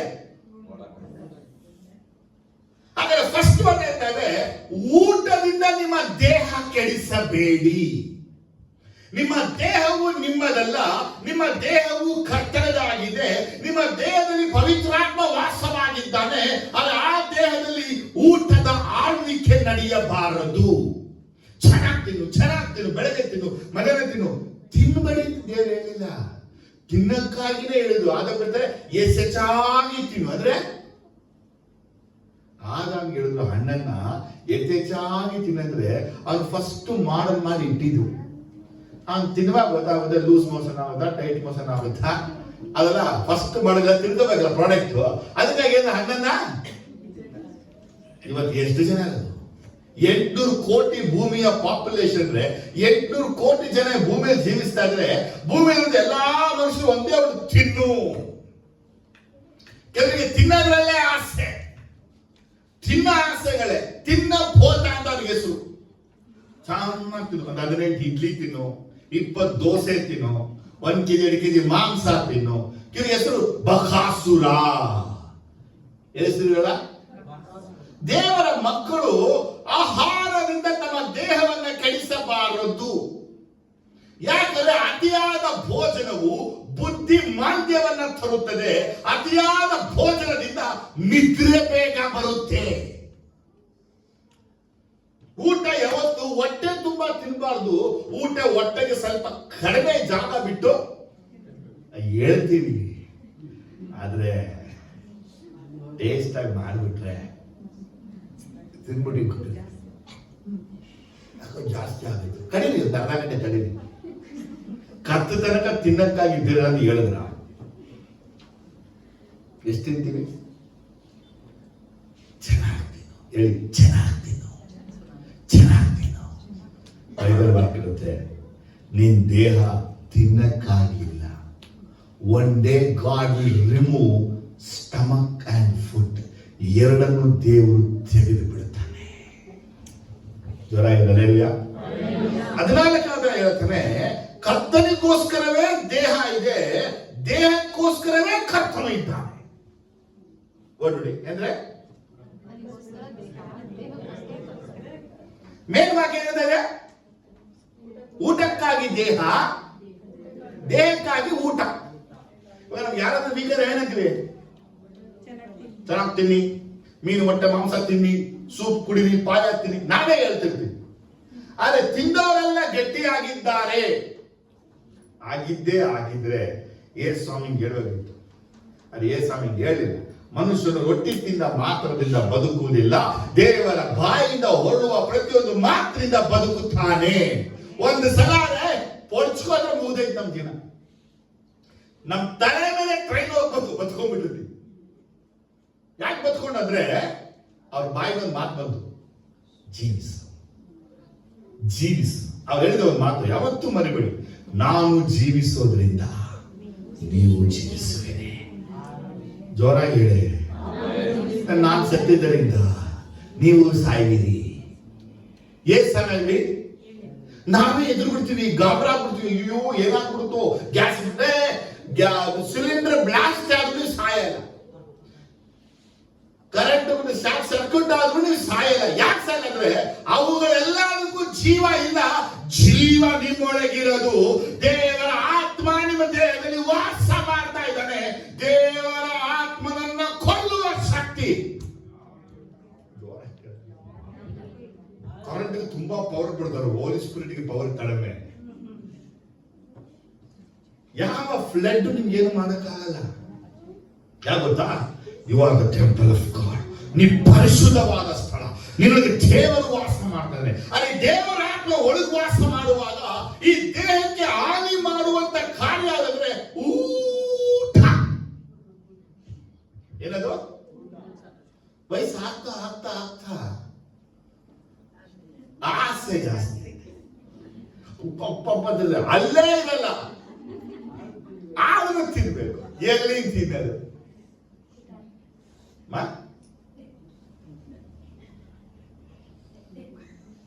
ನೋಡಿ, ನಮ್ಗೆ ಎಷ್ಟೇ ಆಸೆ ಇದ್ರು ಮೂಗಲ್ ಮಾತ್ರ ವಾಸನೆ ತಗೊಂಡು ಕಣ್ಣಲ್ಲಿ ನೋಡ್ಕೊಂಡ್ಬಿಡದ. ಎರಡೇ ಮೂಗಲ್ ವಾಸನೆ ತಗೊಂಡು ಕಣ್ಣನ್ನು ನೋಡ್ಬಿಡದ. ತಿನ್ನಕ್ಕಾಗಲ್ಲ. ತಿಂದ್ಬಿಟ್ಟು ಕಷ್ಟ ಪಡೋ ಅವಶ್ಯಕತೆ ಇಲ್ಲ. ಅದು ಫಸ್ಟ್ ವಿಷಯ ಹೇಳ್ತೀನಿ. ನಿಮ್ಮ ದೇಹವು ಊಟಕ್ಕಾಗಿ ಇಲ್ಲ. ನೀವು ಊಟಕ್ಕಾಗಿ ಇದ್ದೀರಾ ಅಂದ್ರೆ ನಿಮ್ಮ ದೇಹದಲ್ಲಿ ಪವಿತ್ರ ಆತ್ಮ ದೇವರು ಇಲ್ಲ. ಯಾಕಂದ್ರೆ ಯಾರು ಏಸಾವನು ಊಟಕ್ಕಾಗಿ ಜೀವಿಸುವ ಮನುಷ್ಯ, ಅವನು ಪ್ರಾಕೃತವಾದ ಮನುಷ್ಯ. ಅವನು ಊಟಕ್ಕಾಗಿ ಚೊಚ್ಚಲತನವನ್ನ ಕೊಟ್ಟ, ಊಟಕ್ಕಾಗಿ ಅಧಿಕಾರವನ್ನ ಕೊಟ್ಟ. ಆದರೆ ದೇವರ ಮಕ್ಕಳ ನಾವು ಅವತ್ತು ಆದಾಮನು ಊಟದ ನಿಮಿತ್ತವಾಗಿಯೇ ಸೋತು ಹೋದ. ಆದರೆ ಯೇಸು ಕ್ರಿಸ್ತನು ಊಟದ ನಿಮಿತ್ತವಾಗಿ ಜಯವನ್ನ ಹೊಂದಿದ. ಯೇಸು ಮನಸ್ಸಿದ್ರೆ ಕಲ್ಲನ್ನ ರೊಟ್ಟಿ ಮಾಡಬಹುದಾಗಿತ್ತು. ಆದರೆ ಯೇಸು ಮಾಡಬೇಕಂದ್ರೆ ಫುಡ್ ಇಸ್ ನಾಟ್ ಇಂಪಾರ್ಟೆಂಟ್ ಅಂತ ತೋರಿಸುದು. ಇವತ್ತು ಅನೇಕ ಜನಗಳು ಊಟ ಒಂದು ವಿಚಾರವನ್ನು ಇಟ್ಟುಕೊಂಡು ಪಾಪಮಯವಾದ ಜೀವನ ಮಾಡ್ತಾ ಇದ್ದಾರೆ. ಲೈಫ್ ಸರ್ವೈವ್ ಆಗಬೇಕಂದ್ರೆ ಊಟ ಬೇಕು, ಊಟ ಬೇಕಾದ್ರೆ ದೇಹವನ್ನ ಮಾಡಬೇಕು. ಈಗ ನಿಮ್ಮೊಳಗೆ ದೇವರಾತ್ಮ ವಾಸವಾಗಿದ್ದು ನಿಮ್ಮೊಳಗೆ ಹೋಲಿಸ್ಬಿಟ್ಟಿದ್ಬಿಟ್ಟು ನಿಮ್ಮ ದೇಹವನ್ನು ನೀವು ಮಾಡ್ಕೋತೀರಾ ಅಂದ್ಮೇಲೆ ನೀವು ಹೆಂಗೆ ಹೇಳಬಹುದು ನಿಮ್ಮೊಳಗೆ ಪವಿತ್ರಾತ್ಮ ವಾಸ ಮಾಡ್ತಾ ಇದ್ದಾನೆ? ಕಷ್ಟ ಎಲ್ಲರಿಗೂ ಇದೆ, ತೊಂದರೆ ಎಲ್ಲರಿಗೂ ಇದೆ, ಕಷ್ಟ ಎಲ್ಲರಿಗೂ ಇದೆ. ಆದರೆ ಈ ಒಂದು ಊಟಕ್ಕಾಗಿ, ಮಕ್ಕಳನ್ನ ಬೆಳೆಸಕ್ಕಾಗಿ, ಭವಿಷ್ಯವನ್ನು ರೂಪಿಸಕ್ಕಾಗಿ ಅನೇಕರು ಹಿಡಿದಂತ ಮಾರ್ಗ ಏನಪ್ಪ ಅಂದ್ರೆ ದೇಹ ದಂಡನೆ ಮಾಡೋದಲ್ಲ, ದೇಹವನ್ನ ಮಾರಾಟ ಮಾಡ್ತಾ ಇದ್ದಾರೆ. ಬೀದಿಗಳಲ್ಲಿ, ವೃತ್ತಗಳಲ್ಲಿ, ಚೌಕಗಳಲ್ಲಿ ನಿಂತುಕೊಂಡು ಅನೇಕ ಏರಿಯಾಗಳು ನಿಂತ್ಕೊಂಡು ಮನೇಲಿ ನಿಂತ್ಕೊಂಡು ಫೋನಲ್ಲೆಲ್ಲ ಬಿಟ್ಬಿಟ್ಟು ಅವ್ರು ಏನ್ ಮಾಡ್ತಾರೆ, ದೇಹವನ್ನ ಸೇರ್ ಮಾಡ್ತಾ ಇದ್ದಾರೆ. ಇವ್ರಿಗೆ ನಿಜವಾಗ್ಲೂ ಗೊತ್ತಿಲ್ಲ, ನಾನು ಮಹಾಪರಿಶುದ್ಧವಾದ ಸ್ಥಳ, ನನ್ನೊಳಗೆ ದೇವರ ಆತ್ಮ ವಾಸ ಮಾಡ್ತಾ ಇದ್ದಾನೆ. ಆಮೇಲೆ ಎಷ್ಟು ನಿಮಿಷ ಅರ್ಥ ಆಯ್ತು? ಒಬ್ಬ ಮನುಷ್ಯನ ಒಳಗೆ ದೇವರ ಆತ್ಮ ಇದ್ದ ಮೇಲೆ ಅವನು ತನ್ನ ದೇಹವನ್ನ ಪಾಪಕ್ಕೆ ಮಾರುತ್ತಾನೆ. ಅಂದ್ರೆ ಊಟ ಒಂದು ವಿಚಾರಕ್ಕಾಗಿ, ಊಟ ಒಂದು ವಿಷಯಕ್ಕಾಗಿ ಅವನು ಅನೈತಿಕ ಸಂಬಂಧವನ್ನ ಇಡ್ತಾನೆ. ಅಂದ್ರೆ ಊಟದ ವಿಷಯಕ್ಕಾಗಿ ತನ್ನ ಆಫೀಸಲ್ಲೂ, ಫ್ಯಾಕ್ಟರಿಯಲ್ಲೂ ಅಥವಾ ಕೆಲಸ ಮಾಡುವ ಕಡೆಗಳಲ್ಲಿ ತನ್ನ ದೇಹವನ್ನ ಹಂಚ್ಕೊಳ್ತಾನೆ. ಅಂದ್ರೆ ಅವನ ಒಳಗೆ ದೇವರ ಆತ್ಮ ಇರೋದಿಲ್ಲ. ಇನ್ನೊಂದು ವಿಷಯ ಏನಪ್ಪ ಅಂದ್ರೆ, ದೇಹವೇ ಅವನಿಲ್ಲ ಅಂದ್ಮೇಲೆ ಅವನು ಹೆಂಗೆ ಅದನ್ನ ಕೊಡ್ತಾನೆ? ಆಮೇಲೆ your body is not belongs to you. ಮೇಲೆ how can you give your body to another man? ಹೆಂಗ್ ಕೊಡಕ್ಕಾಗುತ್ತೆ? ಅದಕ್ಕೆ ಹೇಳಿದ ವಾಕ್ಯ ಹೇಳ್ತದೆ, your body belongs to God, God belongs to your body. ನಿಮ್ಮ ದೇಹಕ್ಕಾಗಿ ಕರ್ತನು ದೇಹಕ್ಕಾಗಿ ಇರುವಾಗ ನಿನ್ನ ದೇಹವನ್ನು ನೀನು ಪಾಪದ ಸಾಧನಗಳಾಗಿ ಮಾಡಬೇಡ, ಪಾಪಕ್ಕೆ ಒಳಪಡಿಸಬೇಡ, ಪಾಪದಲ್ಲಿ ನಡೆಸಬೇಡ, ಪಾಪದಲ್ಲಿ ಜೀವಿಸಬೇಡ. ನಿನ್ನ ದೇಹದಲ್ಲಿ ದೇವರ ಆತ್ಮ ಇದ್ದಾನೆ. ಆದ್ರೆ ಎಷ್ಟೋ ಜನರಿಗೆ ಪಾಪದ ಪ್ರಸಂಗಗಳನ್ನ ಕೇಳಿದ್ದಾರೆ. ಕೇಳಿಲ್ವಾ? ಅದು ಪಾಪ ಬಿಡಕ್ಕಾಗಲ್ಲ. ಯಾಕಾಗಿಲ್ಲ ಅಂದ್ರೆ ಈ ವಾಕ್ಯ ಅವರಿಗೆ ಹೇಳಿಲ್ಲ. When you commit sin, you are sin against the most holy God. When you commit sin, you are not your own. ನೀನೇ ಓನರ್ ನಿನ್ಗಲ್ಲ ಅಂದ್ಮೇಲೆ, ನಿನ್ ದೇಹಕ್ಕೆ ನೀನೇ ಓನರ್ ಇಲ್ಲ ಅಂದ್ಮೇಲೆ, ನಿನ್ ದೇಹವನ್ನ ಪಾಪ ಮಾಡಕ್ ಒಪ್ಪಿಸ್ಕೊಡ್ತೆ ಅಂದ್ಮೇಲೆ ಇದಕ್ಕೆ ದಂಡನೆ ಎಷ್ಟು ಬರಬಹುದು? ಚೆನ್ನಾಗಿ ಡೀಪಾಗಿ ಥಿಂಕ್ ಮಾಡಿ. ಏನಕ್ಕೆ ಇದನ್ನ ಹೇಳ್ತಾ ಇದ್ದೀನಿ ಅಂದ್ರೆ, 14ನೇ ವಾಕ್ಯ ಹೇಳುತ್ತೆ, ದೇವರು ಕರ್ತನನ್ನು ಎಬ್ಬಿಸಿದಲ್ಲದೆ ನಮ್ಮನ್ನು ತನ್ನ ಪರಾಕ್ರಮದಿಂದ ಎಬ್ಬಿಸುವನು. ರಿಸರೆಕ್ಷನ್, ಯೇಸುವಿನ ಬರುವಾಗ ಮರುರೂಪ ಆಗಬೇಕು ಅಂತ ಯಾರೆಲ್ಲ ಬಯಕೆ ಇದೆಯೋ, ಯಾರೆಲ್ಲ ದೇಹವನ್ನ ಪಾಪಕ್ಕೆ ಕೊಟ್ಬಿಟ್ಟಿರ್ತಾರೋ, ಇಂಥ ದೇಹಗಳು ಯೇಸು ಬರುವಾಗ ಎದ್ದೋಳೋದಿಲ್ಲ. ಪಾಪ ಮಾಡಬೇಡ 1000 ಸರಿ ಹೇಳಿದ್ರೆ ಇದು ಪಾಪ ಮಾಡ್ತಾನೇ ಇರ್ತಾರೆ. ಅಲ್ಲಿ ಇವ್ರಿಗೆ ಏನು ವಿಷಯ ಏನಪ್ಪ ನಾನು ಕೊಡೋದು, ಒಂದು, ನಿನ್ನಲ್ಲಿ ದೇವರ ಆತ್ಮ ವಾಸ ಮಾಡ್ತಾನೆ, ನೀ ದೇವರ ಪವಿತ್ರ ಆಲಯ. 2, ನೀನು ನಿನ್ನ ದೇಹ ನಿಂದಲ್ಲ, ನಿನ್ನ ದೇಹ ಅದು ಯೇಸು ಸ್ವಾಮಿದು.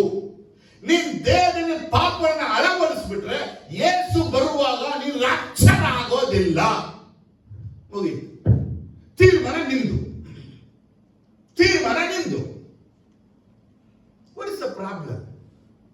ಕೊರಿಂಥ ಸಭೆಯಲ್ಲಿ ನಡೆದಂತ ಘಟನೆ ಇದು. ಅದೇ ಬಯಲ್ಪಟ್ಟಿದೆ. ನೀವು 15, 16, 17 ವಾಕ್ಯ ಓದುವಾಗ, ನಿಮ್ಮ ದೇಹಗಳು ಕ್ರಿಸ್ತನ ಅಂಗಗಳಾಗಿವೆ ಎಂಬುದು ನಿಮಗೆ ತಿಳಿಯದು. ಹೀಗಿರಲಾಗಿ ಕ್ರಿಸ್ತನ ಅಂಗಗಳಾಗಿರುವಂತವುಗಳನ್ನು ತೆಗೆದು ಬಿಟ್ಟು ಸೂಳೆಯ ಅಂಗಗಳಾಗ ಮಾಡಬಹುದು, ಎಂದಿಗೂ ಮಾಡಬಾರದು. ಸೂಳೆಯ ಸಂಸರ್ಗ ಮಾಡುವವನು ಅವಳೊಂದಿಗೆ ಒಂದೇ ದೇಹವಾಗಿದ್ದಾನೆಂಬುದು ನಿಮಗೆ ತಿಳಿಯದು. ಗಂಡ ಹೆಂಡರಿಬ್ಬರು ಒಂದೇ ಶರೀರವಾಗಿರುವರೆಂದು ದೇವರು ಹೇಳುತ್ತಾನಲ್ಲ. ಕರ್ತನ ಸಂಸರ್ಗದಲ್ಲಿರುವವನಾದರೂ ಆತನೊಂದಿಗೆ ಒಂದೇ ಆತ್ಮವಾಗಿದ್ದಾನೆ. ಏನಂತೀನಿ, ಈ ಕೊರಿಂಥ ಸಭೆಯಲ್ಲಿ ದೊಡ್ಡ ಆಲಯ ಇತ್ತು, ಮೋಸ್ಟ್ ಫೇಮಸ್ ಟೆಂಪಲ್. ಆ ಟೆಂಪಲ್ ಅಲ್ಲಿ ಸಾವಿರಾರು ಪಾಪಿಗಳು ವಾಸವಾಗಿದ್ರು. ಗಂಡಸರಿದ್ರು, ಹೆಂಗಸರುಗಳು ಇದ್ರು. ಆ ಮಾರ್ಗವಾಗಿ ಯಾರೆಲ್ಲ ಬಂದು ದೇವಾಲಯಕ್ಕೆ ಹೋಗಿ ದೇವರಿಗೆ ಬಲಿಯನ್ನ ಅರ್ಪಿಸ್ತಾ ಇದ್ರು, ದೇವರು ನಿಮಗೆ ಒಂದು ಸ್ಯಾಟಿಸ್ಫಿಕೇಶನ್ ಆಗಬೇಕಾದ್ರೆ ನೀವು ನಮ್ಮೊಂದಿಗೆ ಪಾಪ ಮಾಡಿದ್ರೇನೆ ದೇವರಿಗೆ ತೃಪ್ತಿ ಆಗೋದು ಅಂತ ಸಾಧ್ಯ.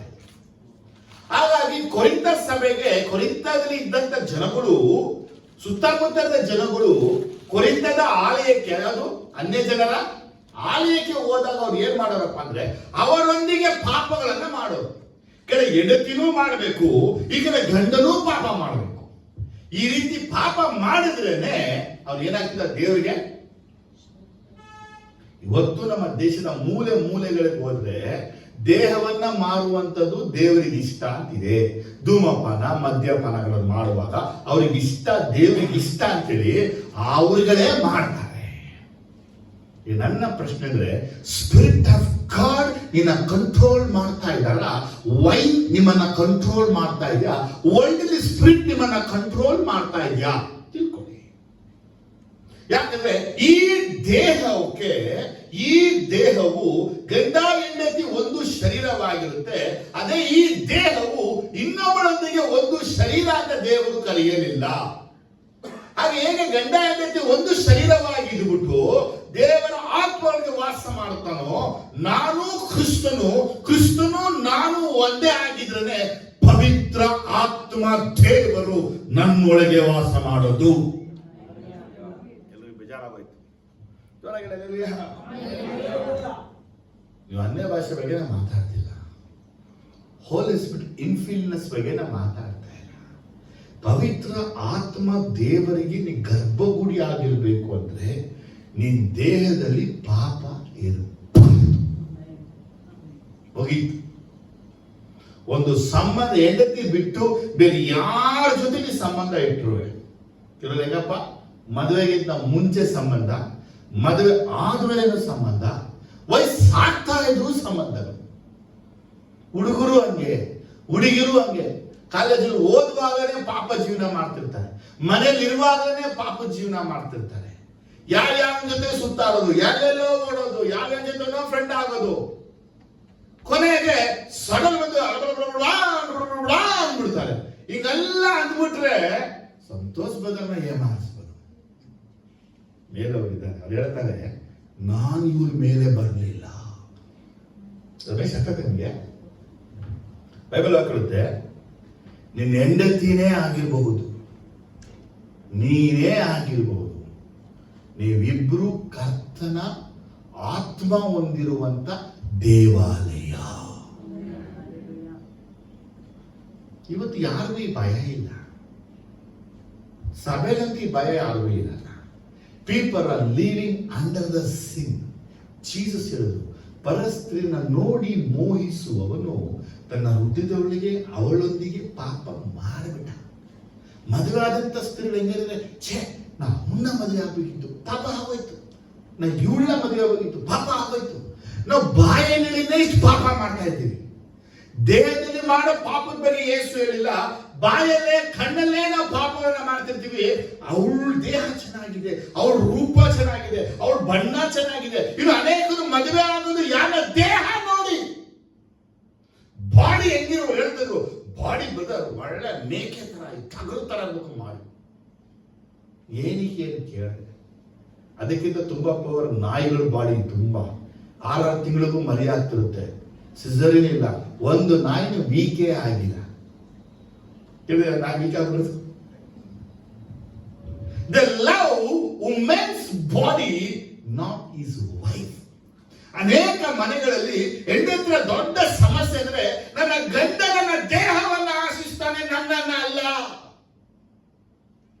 ತಮ್ಮೊಳಗಿರುವಂತ ಇಚ್ಛೆಯನ್ನ ಪೂರ್ತಿ ಮಾಡ್ಕೊಳಕ್ಕಾಗಿನ ಹೆಂಡತಿ ಬೇಕು. ಅಲ್ಲಿ ಇಬ್ಬರನ್ನ ದೇವರು ಕೂಡಿಸಿದ್ದಾನೆ, ದೇವರ ಆತ್ಮ ವಾಸ ಮಾಡ್ತಾ ಇದ್ದಾನೆ. ಆ ದೇವರಿಗಾಗಿ, ದೇವರ ರಾಜ್ಯಕ್ಕಾಗಿ ಮಾಡಬೇಕು. ಆ ಪ್ರಜ್ಞೆನೆ ಅದಕ್ಕೆ ಹೇಳಿದ್ರು, ಊಟ ಹೇಗೆ ಹೊಟ್ಟೆಗೆ ತೃಪ್ತಿ ಕೊಡಲ್ವೋ, ಮನುಷ್ಯ ದೇಹ ಸಂಬಂಧ ತೃಪ್ತಿನೇ ಕೊಡಲ್ಲ. ನೀವೆಲ್ಲಾದ್ರೂ ಓದ್ಕೊಳ್ಳಿ, ಎಲ್ಲಾದ್ರೂ ಹೋಗಿ, ಒಂದು ಸಲ ಈ ಒಂದು ಹ್ಯಾಬಿಟ್ ನಮ್ಗೆ ಬಂದ್ಬಿಟ್ರೆ ಹೆಂಡತಿ ಇಲ್ಲದೆ ಜೀವನ ಮಾಡಕ್ಕಾಗಲ್ಲ. ಅದಕ್ಕೆ ಹೇಳ್ತಾರೆ, ನನ್ನ ಗಂಡನ ಬಿಟ್ಟೇ ಇರಲ್ಲ. ನಾವು ಬೇರೆ ತರ ಯೋಚನೆ ಮಾಡ್ತಿರ್ತೀವಿ, ಯಾಕೆ ಗಂಡ ಬಿಟ್ಟೇ ಇಲ್ಲ ಅಂದ್ರೆ ಅವ್ರು ಹೇಳಿದ ಅರ್ಥ ಬೇರೆ. ಹುಡುಗಿನೂ ಅಷ್ಟೇನೆ, ನನ್ನ ಹೆಂಡತಿನ ಬಿಟ್ಟಿರಲ್ಲ ಅಂತಾರೆ.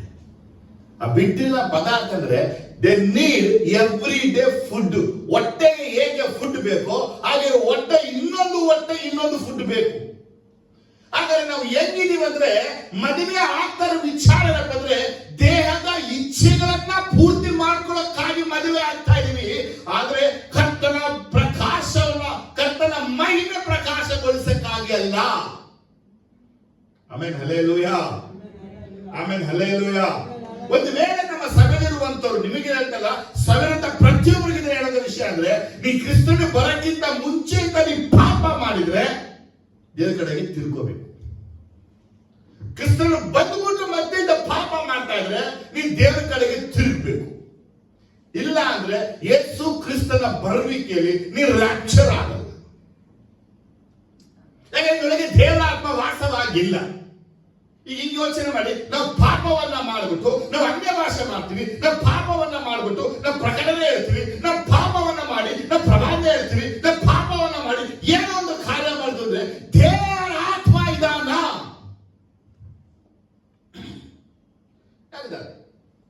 Who is inside you? Who is inside you? ಅನೇಕರು ಹೇಳ್ತಾರೆ ಮಗು ಆಗ್ತಾ ಇಲ್ಲ, ಮಕ್ಕಳಾಗ್ತಾ ಇಲ್ಲ. ಯಾಕೆ ಮಕ್ಕಳಾಗಲ್ಲ? ಆಗದ ಕಾರಣ ಗೊತ್ತಾ?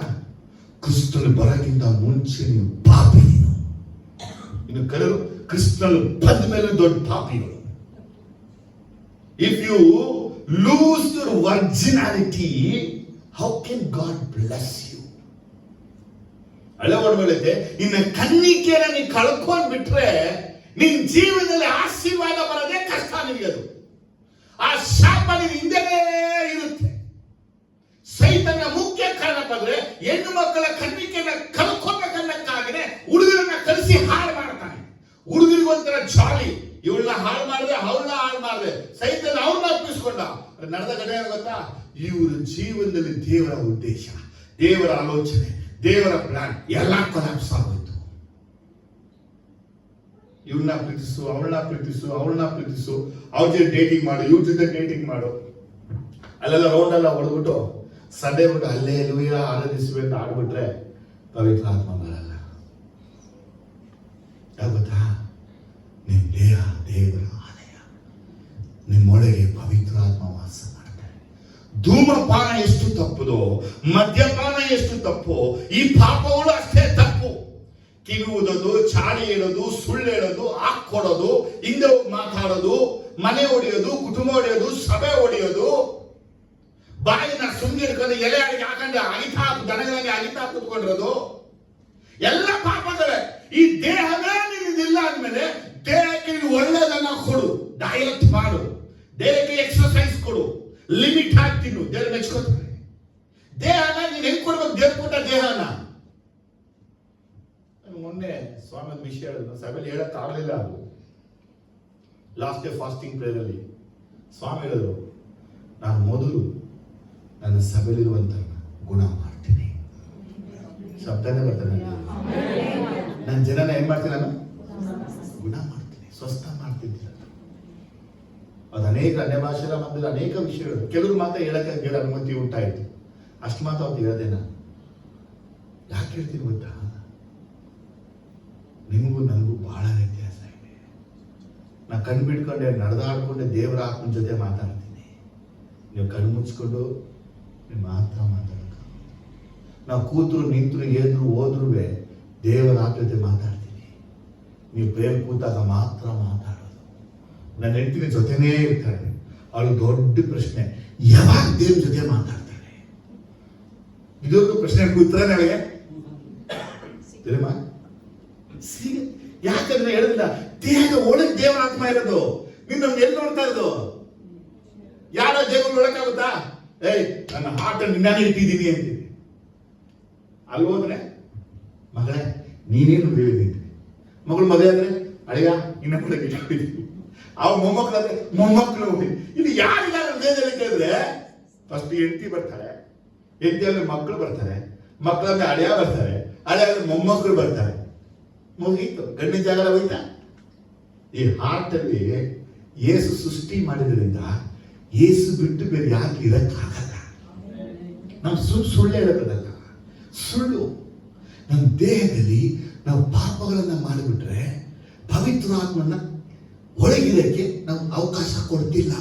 ಅವ್ರು ಏನಾದ್ರೂ ಕೆಲಸ ಮಾಡ್ಬೇಕು, ಏನಾದ್ರೂ ಕೆಲಸ ಮಾಡ್ಬೇಕು, ಏನಾದ್ರೂ ಕೆಲಸ ಮಾಡ್ಬೇಕು, ಏನಾದ್ರೂ ಕೆಲಸ ಮಾಡುವುದು ಅವ್ರು ಪ್ರಯತ್ನ ಪಡ್ತಾ ಇದ್ರೆ ಸೈತಾನ ನಮ್ಮನ್ನ ಪಾಪದಲ್ಲಿ ನಡೆಸ್ತಾ ಇದ್ದಾನೆ. ಈ ದೇಹ ಕೆಡಿಸ್ಕೊಳಕ್ಕಾಗಿ ಎಷ್ಟು ಜನರು ಹೇಳಿ ಎಷ್ಟು ಹೇಳಿದ್ರು ಅವ್ರಿಗೆ ಅರ್ಥನೇ ಆಗಲ್ಲ. ಆದ್ರೆ ಪವಿತ್ರ ಆತ್ಮ ದೇವರು ಈ ವಾಕ್ಯದ ಮುಖಾಂತರ ನನ್ನ ಜೊತೆ ಸ್ಟ್ರಿಕ್ಟ್ ಆಗಿರೋದ್ರ ವಿಷಯ ಅಂದ್ರೆ, ನೀ ಇದನ್ನ ಹೇಳು, ನನ್ನ ಸಭೆ ಅಂದ್ರೆ ನನ್ನ ಸಭೆ ನನ್ನ ಗರ್ಭಗುಡಿ, ಇದು ಪವಿತ್ರವಾದ ಸ್ಥಳ. ನಾನು ಇಲ್ಲಿ ವಾಸ ಮಾಡಬೇಕಾದ್ರೆ ನನ್ನ ಸಭೆಯಿಂದ ಒಬ್ಬೊಬ್ಬರ ದೇಹದಲ್ಲಿ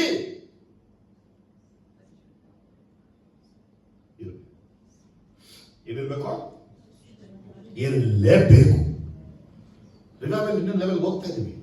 ಬೆಳಗ್ಗೆ ಸಹೋದರ ಹೇಳ್ತಾ ಇದ್ರು, ರಿವೈವಲ್ ಅಂದ್ರೆ ಉಜ್ಜೀವನ ಅಂದ್ರೆ ಹಿಂಸೆಗಳೆಲ್ಲ ಬರುತ್ತೆ ಅಂತ ಅವ್ರು ಇನ್ನೊಂದು ಲೆವೆಲ್ ಹೋಗ್ತಾ ಇದ್ದಾರೆ.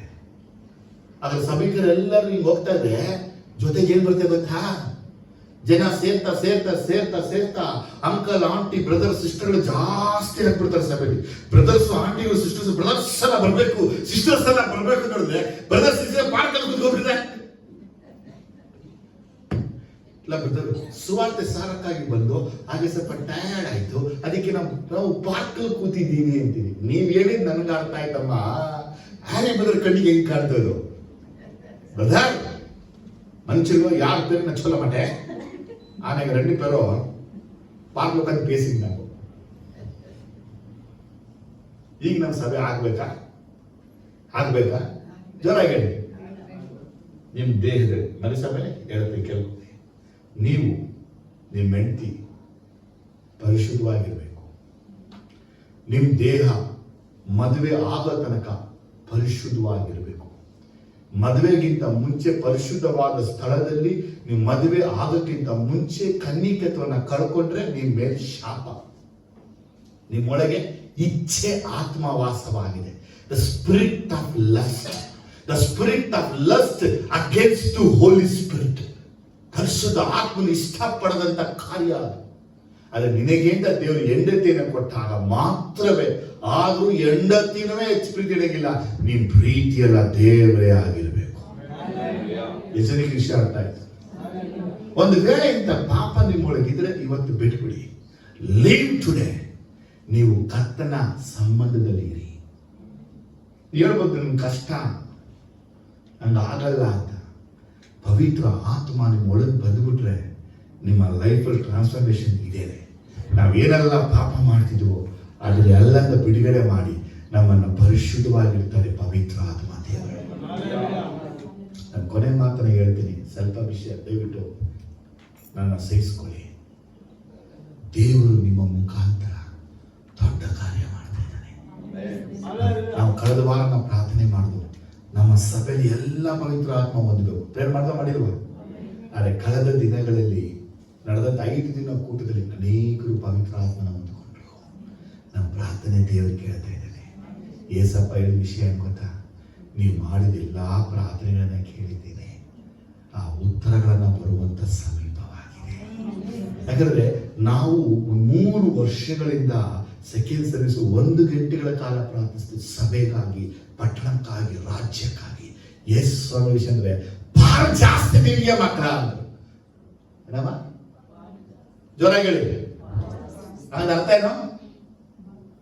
ರಮೇಶ್, ಪ್ರಾರ್ಥನೆ ಯಾರು ಜಾಸ್ತಿ ಮಾಡಿದ್ರು ದೇವರೇ ಮಾಡ್ತಾನೆ. ಇವಾಗ ನಾವೆಲ್ಲ ಮಾಡಿದ ಪ್ರಾರ್ಥನೆಯನ್ನ ಫಸ್ಟ್ ಸದಸ್ಯರೆಲ್ಲ ಅನುಭವಿಸ್ತಾ ಇದ್ದಾರೆ. ಅವರೆಲ್ಲ ಸರಿ ಪ್ರೇಯರ್ ಮಾಡಿದ್ರೆ ನಾವು ಇನ್ನೊಂದು ಲೆವೆಲ್ ಹೋಗ್ತಾ ಇದೆ.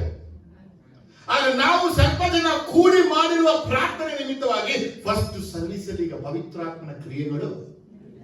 ಇದನ್ನ ದೇವರು ನನಗೆ 2004 ಮಾಡಿಬಿಟ್ರು. ನೆನಪಿದೆ ನನಗೆ? 2004 ಪವಿತ್ರಾತ್ಮನ ಅಭಿಷೇಕ ನನಗಾಗಿ ನನ್ನ ಮುಖಾಂತರ ಅನೇಕರು ಪವಿತ್ರ ಮಾಡ್ಕೊಂಡ್ಬಿಟ್ರೆ.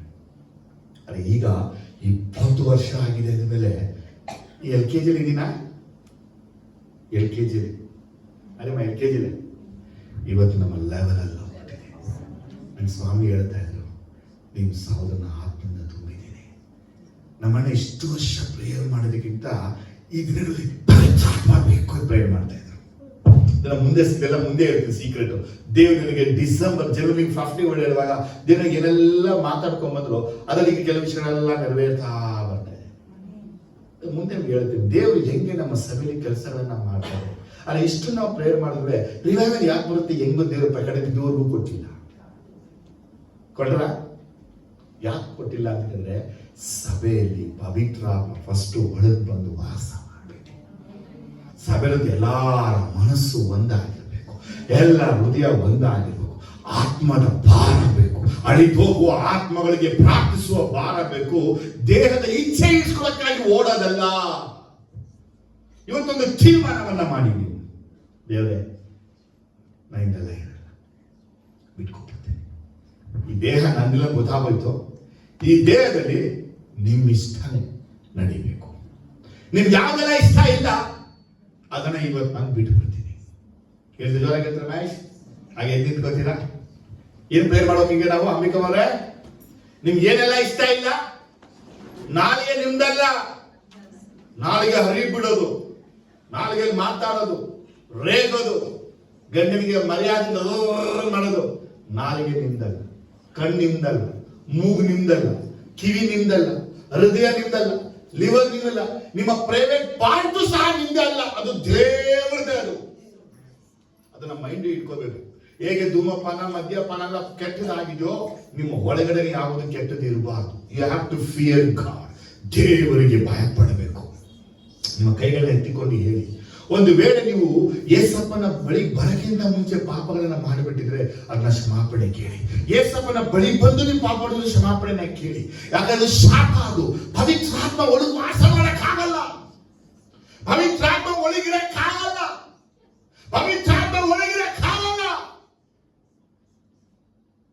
ನಿಮ್ಮ ಮೇಲೆ ಪವಿತ್ರಾತ್ಮ ಬರ್ಬೋದು, ನೀವು ಅನ್ಯ ಭಾಷೆ ಮಾತಾಡ್ಬೋದು, ನೀವು ಕುದಿಯಬಹುದು, ಜಿಗಿಬಹುದು. ರೆಸ್ಪೆಕ್ಟ್ ನಂಗೆ ಹೇಳ್ತಾರೆ ಪವಿತ್ರಾತ್ಮ, ನಾನು ಇನ್ ಮೇಲೆ ಬರಲಿಲ್ಲ ಅಂತ. ಮತ್ಯಾರು ಬಂದ್ರು? ಪವಿತ್ರ ಆತ್ಮದಂತೆ ಸೈತಾನ ಆತ್ಮನು ಕ್ರಿಯೆ ಮಾಡ್ತಾ ಇದೆ ಸಭೆಗಳಲ್ಲಿ. ನಿಮ್ಮ ಪಾಪ ಕೇಳಿ, ನಿಮ್ ದೇಹ ಶುದ್ಧವಾಗಿರ್ಬೇಕು. ಬಿಫೋರ್ ಮ್ಯಾರೇಜ್ ತನಕ ನಿಮ್ಮ ಕನ್ನಿಕೆನ, ಗಂಡಸು ಕನ್ನಿಕೆನ ಕಳ್ಕೊಳ್ಬಾರ್ದು, ಹೆಂಗಸು ಸಹ ಕನ್ನಿಕೆನ ಕಳ್ಬಾರ್ದು. ನಿಮ್ಮೊಳಗೆ ವ್ಯಭಿಚಾರ, ಜಾರತ್ವ, ಅಧಾರ, ಮೋಹ, ಕಾಮನ ಇಟ್ಕೊಂಡಿರೋದನ್ನ ತೆಗೆದು ಮಣ್ಣಿಗೆ ಎಸಿಬೇಕು. ನೀವು ಕಾಮಾತುರ ಪಡೋದನ್ನ ಬಿಟ್ಟು ಪವಿತ್ರ ಆತ್ಮನಿಂದ ನಡೆಸಲ್ಪಡೋದನ್ನ ಆರಂಭಿಸಬೇಕು. ನಿಮ್ ಕಣ್ಣಿಂದ ಯಾರಾದ್ರೂ ಇಚ್ಛೆನ ನೋಡ್ತಾ ಇದ್ರೆ ಅದನ್ನ ಬಿಟ್ಬಿಡ್ಬೇಕು. ನಿಮ್ ಹೆಂಡತಿಯನ್ನು ಸಹ ಇಚ್ಛೆಯಿಂದ ನೋಡಬಾರ್ದು. ನಿಮ್ ಕಣ್ಣಲ್ಲಿ ಜೀಸಸ್ ಇರಬೇಕು. ಹೋಲಿ ಲೈಫ್ ಇವತ್ತಿಂದ ಮಾಡ್ತಿದ್ದ ಜೀಸಸ್ಗೆ ಹೇಳಿ. ಫ್ಯಾಕ್ಟ್ರಿಯಲ್ಲಿ, ಆಫೀಸಲ್ಲಿ, ಫೀಲ್ಡ್ ವರ್ಕಲ್ಲಿ ನಾನು ನಿಮ್ಮನ್ನ ನೋಡಕ್ಕಾಗಲ್ಲ. ನಿಮ್ಮೊಳಗೆ ದೇವರ ಆತ್ಮ ಇದ್ದಾನೆ. ನಿಮ್ ವಿಷಯ ಗೊತ್ತಾ? ಪ್ರಾರ್ಥಿಸ್ತಾ ಇರಿ. ನಿಮ್ಮೊಳಗಿರುವ ದೇವರ ಆತ್ಮನೇ ನಮಗೆ ಪ್ರಕಟಣೆ ಕೊಡ್ತಾರೆ. ಇವ್ರು ಇದೆಲ್ಲ ಮಾಡ್ತಾರೆ, ಇದೆಲ್ಲ ಮಾಡ್ತಾರೆ, ನಾನು ಇವ್ರು ಒಳಗಿರೇ ಬಿಡ್ತಾರೆ. ಯಾಕೆ ಸಾಲ, ಯಾಕೆ ಕಷ್ಟ? ನೀವು ಮಾಡಿದ ಪಾಪ, ದೇಹದಲ್ಲಿ ಮಾಡಿರುವ ಪಾಪ ವ್ಯಾಧಿಗಳನ್ನ ತಂದುಬಿಟ್ಟಿದೆ. ನಿಮಗಿರೋ ವ್ಯಾಧಿಗಳು ಗುಣ ಆಗ್ಬೇಕಾ? ಪಾಪವನ್ನು ಇವತ್ತು ವಿಸರ್ಜನೆ ಮಾಡಿ. ನಿಮ್ಮ ರೋಗಗಳು ಗುಣ ಆಗ್ಬೇಕಾ? ಕೆಟ್ಟದನ್ನ ವಿಸರ್ಜನೆ ಮಾಡಿ. ದೃಷ್ಟಿಗಳಿಂದ ಕೆಟ್ಟದನ್ನ ತೆಗಿರಿ. ನಿಮ್ಮ ದೇಹದ ಒಳಗೆ ದೇವರ ಆತ್ಮನಿಗೆ ಸಂಪೂರ್ಣ ಅಧಿಕಾರವನ್ನ ಕೊಡಿ. ಏಸಪ್ಪ, ಈ ದೇಹ ನಿನಗಾಗಿದ್ದರೆ. ನಿಮ್ಮ ಮನೆಯಲ್ಲಿರುವಂತವ್ರಿಗೆ ಭಕ್ತಿ ನಡೆಯಕ್ಕೆ ಪ್ರಯತ್ನ ಪಡಿ. ನಿಮ್ಮ ಮಕ್ಕಳು ಪಾಪ ಮಾಡದೆ ಪರಿಶುದ್ಧ ಜೀವನ ಮಾಡಕ್ಕಾಗಿ ಪ್ರಯತ್ನ ಪಡಿ. ನೀವು ಪರಿಶುದ್ಧವಾಗಿರುತ್ತೆ. ನಿಮ್ಮ ಮಕ್ಕಳು, ನಿಮ್ಮ ಗಂಡು ಮಕ್ಕಳು, ನಿಮ್ಮ ಹೆಣ್ಣು ಮಕ್ಕಳು, ನಿಮ್ಮ ಸೊಸೆಯರು ಪರಿಶುದ್ಧವಾಗಿ ಸಹಾಯ ಮಾಡಿ. ನಿಮ್ಮ ಅತ್ತೆ ಮಾವಂದರು ಪರಿಶುದ್ಧವಾಗಿರಕ್ಕೆ ಸಹಾಯಕರಾಗಿ ನಿಂತ್ಕೊಳ್ಳಿ. ನೀವು ಪಾಪ ಮಾಡಿ ಮಾಡಿ ನಾನು ವೀಕು ಅಂದ್ಬಿಟ್ಟು ಈ ದೇಹದ ಇಚ್ಛೆ ತುಂಬ್ಕೊಬಿಟ್ರೆ ಒಂದಿನ ಈ ಪಾಪದ ಬಲದ ನಿಮಿತ್ತವಾಗಿ ನಿಮ್ಮ ಶರೀರ ನಿಮಿತ್ತವಾಗಿ ಬಲಹೀನ ಆಗಿ ನಿಮಗೆ ಮೊಣಕಾಲು ಹಾಕಕ್ಕಾಗದೆ, ಪ್ರಾರ್ಥನೆ ಮಾಡಕ್ಕಾಗದೆ ಆಗ್ಬಿಡುತ್ತೆ. Take it, everything, and throw it outside. You are the most holy place of God. ಕೈಯಿಂದ ಕಟ್ಟಿದ ಕಟ್ಟಡದಲ್ಲಿ ವಾಸ ಮಾಡದ ಪರಾತ್ಪರನಾದ ದೇವರು ನಿನ್ನೊಳಗೆ ವಾಸವಾಗಿದ್ದಾನೆ. ಕೈಗಳ ಮೇಲೆ ಎತ್ತಿಕೊಡಿ. ಏಸಪ್ಪ, ನೀವು ಮಾಡಿದ ಪಾಪಗಳನ್ನ ಬಾಯಿ ಬಿಟ್ಟು ಯಾರು ಹೇಳ್ಬೇಡಿ. ಮನಸ್ಸಲ್ಲಿ ಏಸಪ್ಪನಿಗೆ ಹೇಳ್ಬೇಡಿ.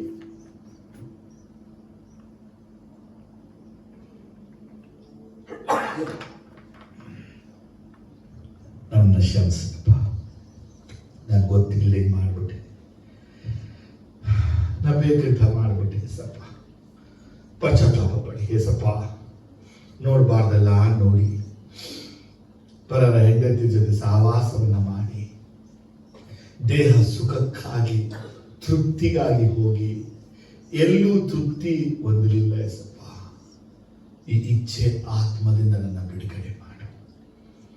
ಈ ಕಾಮಾತುರ ಪಡದಿಂದ ನನ್ನ ಬಿಡುಗಡೆ ಮಾಡಪ್ಪ.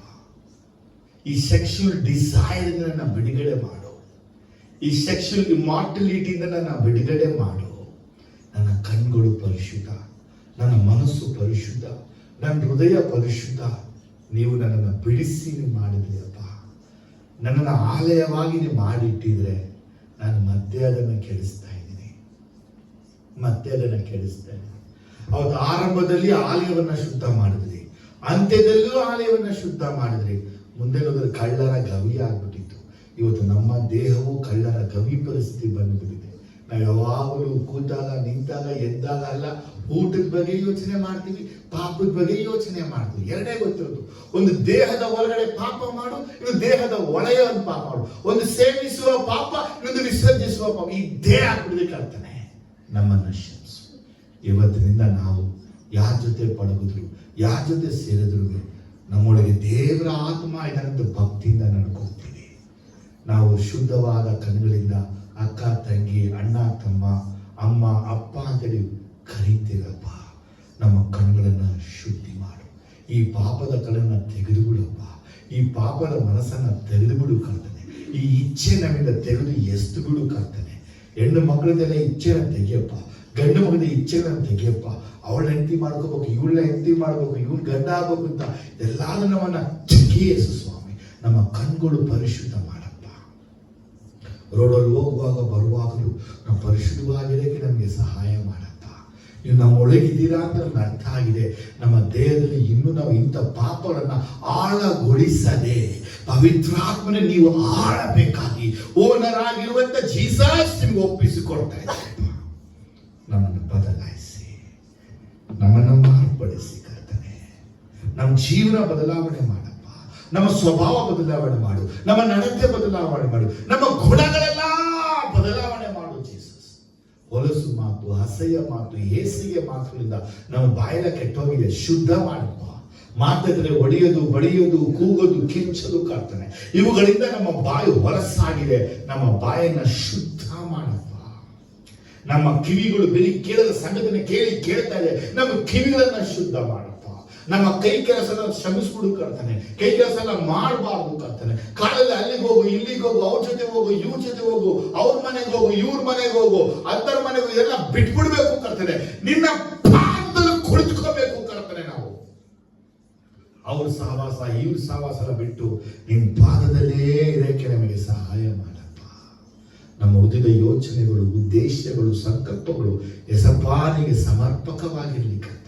ನಮ್ಮ ಮಾತುಗಳು, ನಮ್ಮ ನೋಟಗಳು ನಿಮಗೆ ಸಮರ್ಪಕವಾಗಿರಲಿ ಅಪ್ಪ.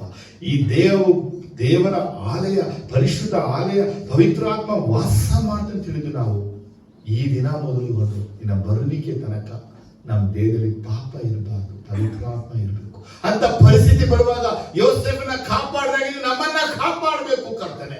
ಅಪ್ಪ, ನಮ್ಮನ್ನ ಕಾಪಾಡಬೇಕು ಜೀಸಸ್. ನೀವು ಪಾಪವನ್ನ ಜಯಿಸಿದ ಹಾಗೆ ಆ ಜಯಿಸುವ ಫಲ ನಮಗೆ ಕೊಡಬೇಕು ಕರ್ತನೆ. ಯಾವುದೆಲ್ಲ ಇಚ್ಛೆಯಾಗಿ ನೋಡ್ತಾ ಇದೀವೋ ಅದೆಲ್ಲ ಇಚ್ಛೆ ನಮ್ಮಿಂದ ಕೆಡಬೇಕು ಕರ್ತನೆ. ನೀವು ನಮ್ಮ ಇಡೀ ಸಭೆಯಲ್ಲಿ ಪವಿತ್ರಾತ್ಮನೆ ಗರ್ಭಗುಡಿ ಆಗಿರಬೇಕು. ನಮ್ಮ ಇಡೀ ಸಭಿಕರಲ್ಲಿ ದೇವರ ಪ್ರಕಾಶ, ದೇವರ ಗ್ಲೋರಿಯನ್ನು ಪ್ರಕಾಶಗೊಳಿಸಬೇಕು ದೇಹದಲ್ಲಿ. ನಮ್ಮ ಇಡೀ ಸಭೆ ಒಂದು ಪರಿಶುದ್ಧವಾದ ಸಭೆ ಆಗಿರಬೇಕಪ್ಪ. ಹಾಗೆ ಬ್ಲೆಸ್ ಮಾಡಿದ್ದ ಬೇಡ, ಕೊರಿಂತದಂತೆ ಸಭೆ ಇರಬಾರ್ದು. ಸಭೆಯಲ್ಲಿ ಯಾರೆಲ್ಲ ಧೂಮಪಾನ, ಮದ್ಯಪಾನ, ದುಷ್ಟಚಟ, ದುರಭ್ಯಾಸ, ಬಲಹೀನತೆ, ಪಾಪಗಳು, ಬೇಡದ ಸಂಬಂಧಗಳು, ಸಹವಾಸಗಳು, ಲೋಕದಲ್ಲಿಗೆ ಬೆರ್ತಿರೋದು, ಅಲ್ಲಿ ಹೋಗು ಇಲ್ಲಿ ಹೋಗು, ಏನೆಲ್ಲ ಇದೆಲ್ಲ ಕರ್ತನೆ. ಇವ್ರ ಟ್ರ್ಯಾಕ್ಗಳೆಲ್ಲ ಚೇಂಜ್ ಮಾಡಿಬಿಡು ಕರ್ತನೆ. ಎಲ್ಲ ಕಡೆ ಲಾಕ್ ಮಾಡಿ ಜೀಸಸ್. ಅಪ್ಪ, ಬದಲಾವಣೆ ಆಗಲ್ಲ, ನಾವು ಬದಲಾವಣೆ ಆಗಲ್ಲ, ನೀವು ಲಾಕ್ ಮಾಡಬೇಕು ಕರ್ತನೆ. ನನ್ನನ್ನ ಲಾಕ್ ಮಾಡಿದಾಗ ಎಲ್ಲರ ಲಾಕ್ ಮಾಡಿ ಚಿತ್ತ ನಡೆಸಪ್ಪ. ಯಾರೆಲ್ಲ ಚಿತ್ತಕ್ಕೆ ವಿರುದ್ಧವಾಗಿ ಲಾಕ್ ಮಾಡು ಕರ್ತನೆ. ಅಲ್ಲೆಲ್ಲ ಎಳ್ಕೊಂಡ ಮತ್ತೆ ಸ್ವಾಮಿ ನಿನಗಾಗಿ ಜೀವಿಸುವ ವೈರಾಗ್ಯ ಕೊಡು. ಪಾಪಕ್ಕೆ ಏನೆಲ್ಲ ಕಾರಣಗಳಿದ್ವು, ಸಂಬಂಧಗಳು ಹೆಂಗ್ ಬರ್ತಾ ಇದ್ವು, ಹಣಕ್ಕಾಗಿದ್ವು, ಅಲ್ಲೆಲ್ಲರ ಜೀವಿತ ಬದಲಾವಣೆ ಮಾಡು. ನಮ್ಮ ಇಡೀ ಸಭೆ ಪವಿತ್ರಾತ್ಮನು ವಾಸ ಮಾಡುವ ಗರ್ಭಗುಡಿಯಾಗಿ ಆಶೀರ್ವದಿಸಪ್ಪ. ಹಾಗೆ ಬೇಡುತ್ತೇವೆ. ನಮ್ಮ ಪ್ರಾರ್ಥನೆಗಳನ್ನು ಯೇಸು ನಾಮದಲ್ಲಿ ಬೇಡುತ್ತೇವೆ, ಒಳ್ಳೆಯ ತಂದೆ, ಆಮೆನ್. ಮನುಷ್ಯರ ಕೈಗಳಿಂದ ಕಟ್ಟಲ್ಪಟ್ಟ ಆಲಯದಲ್ಲಿ ವಾಸ ಮಾಡದ ದೇವರು ನಿಮ್ಮ ದೇಹಗಳಲ್ಲಿ ವಾಸ ಮಾಡುತ್ತಾನೆ, ಪವಿತ್ರ ಆತ್ಮನ ಮುಖಾಂತರವಾಗಿ. ಆಮೆನ್.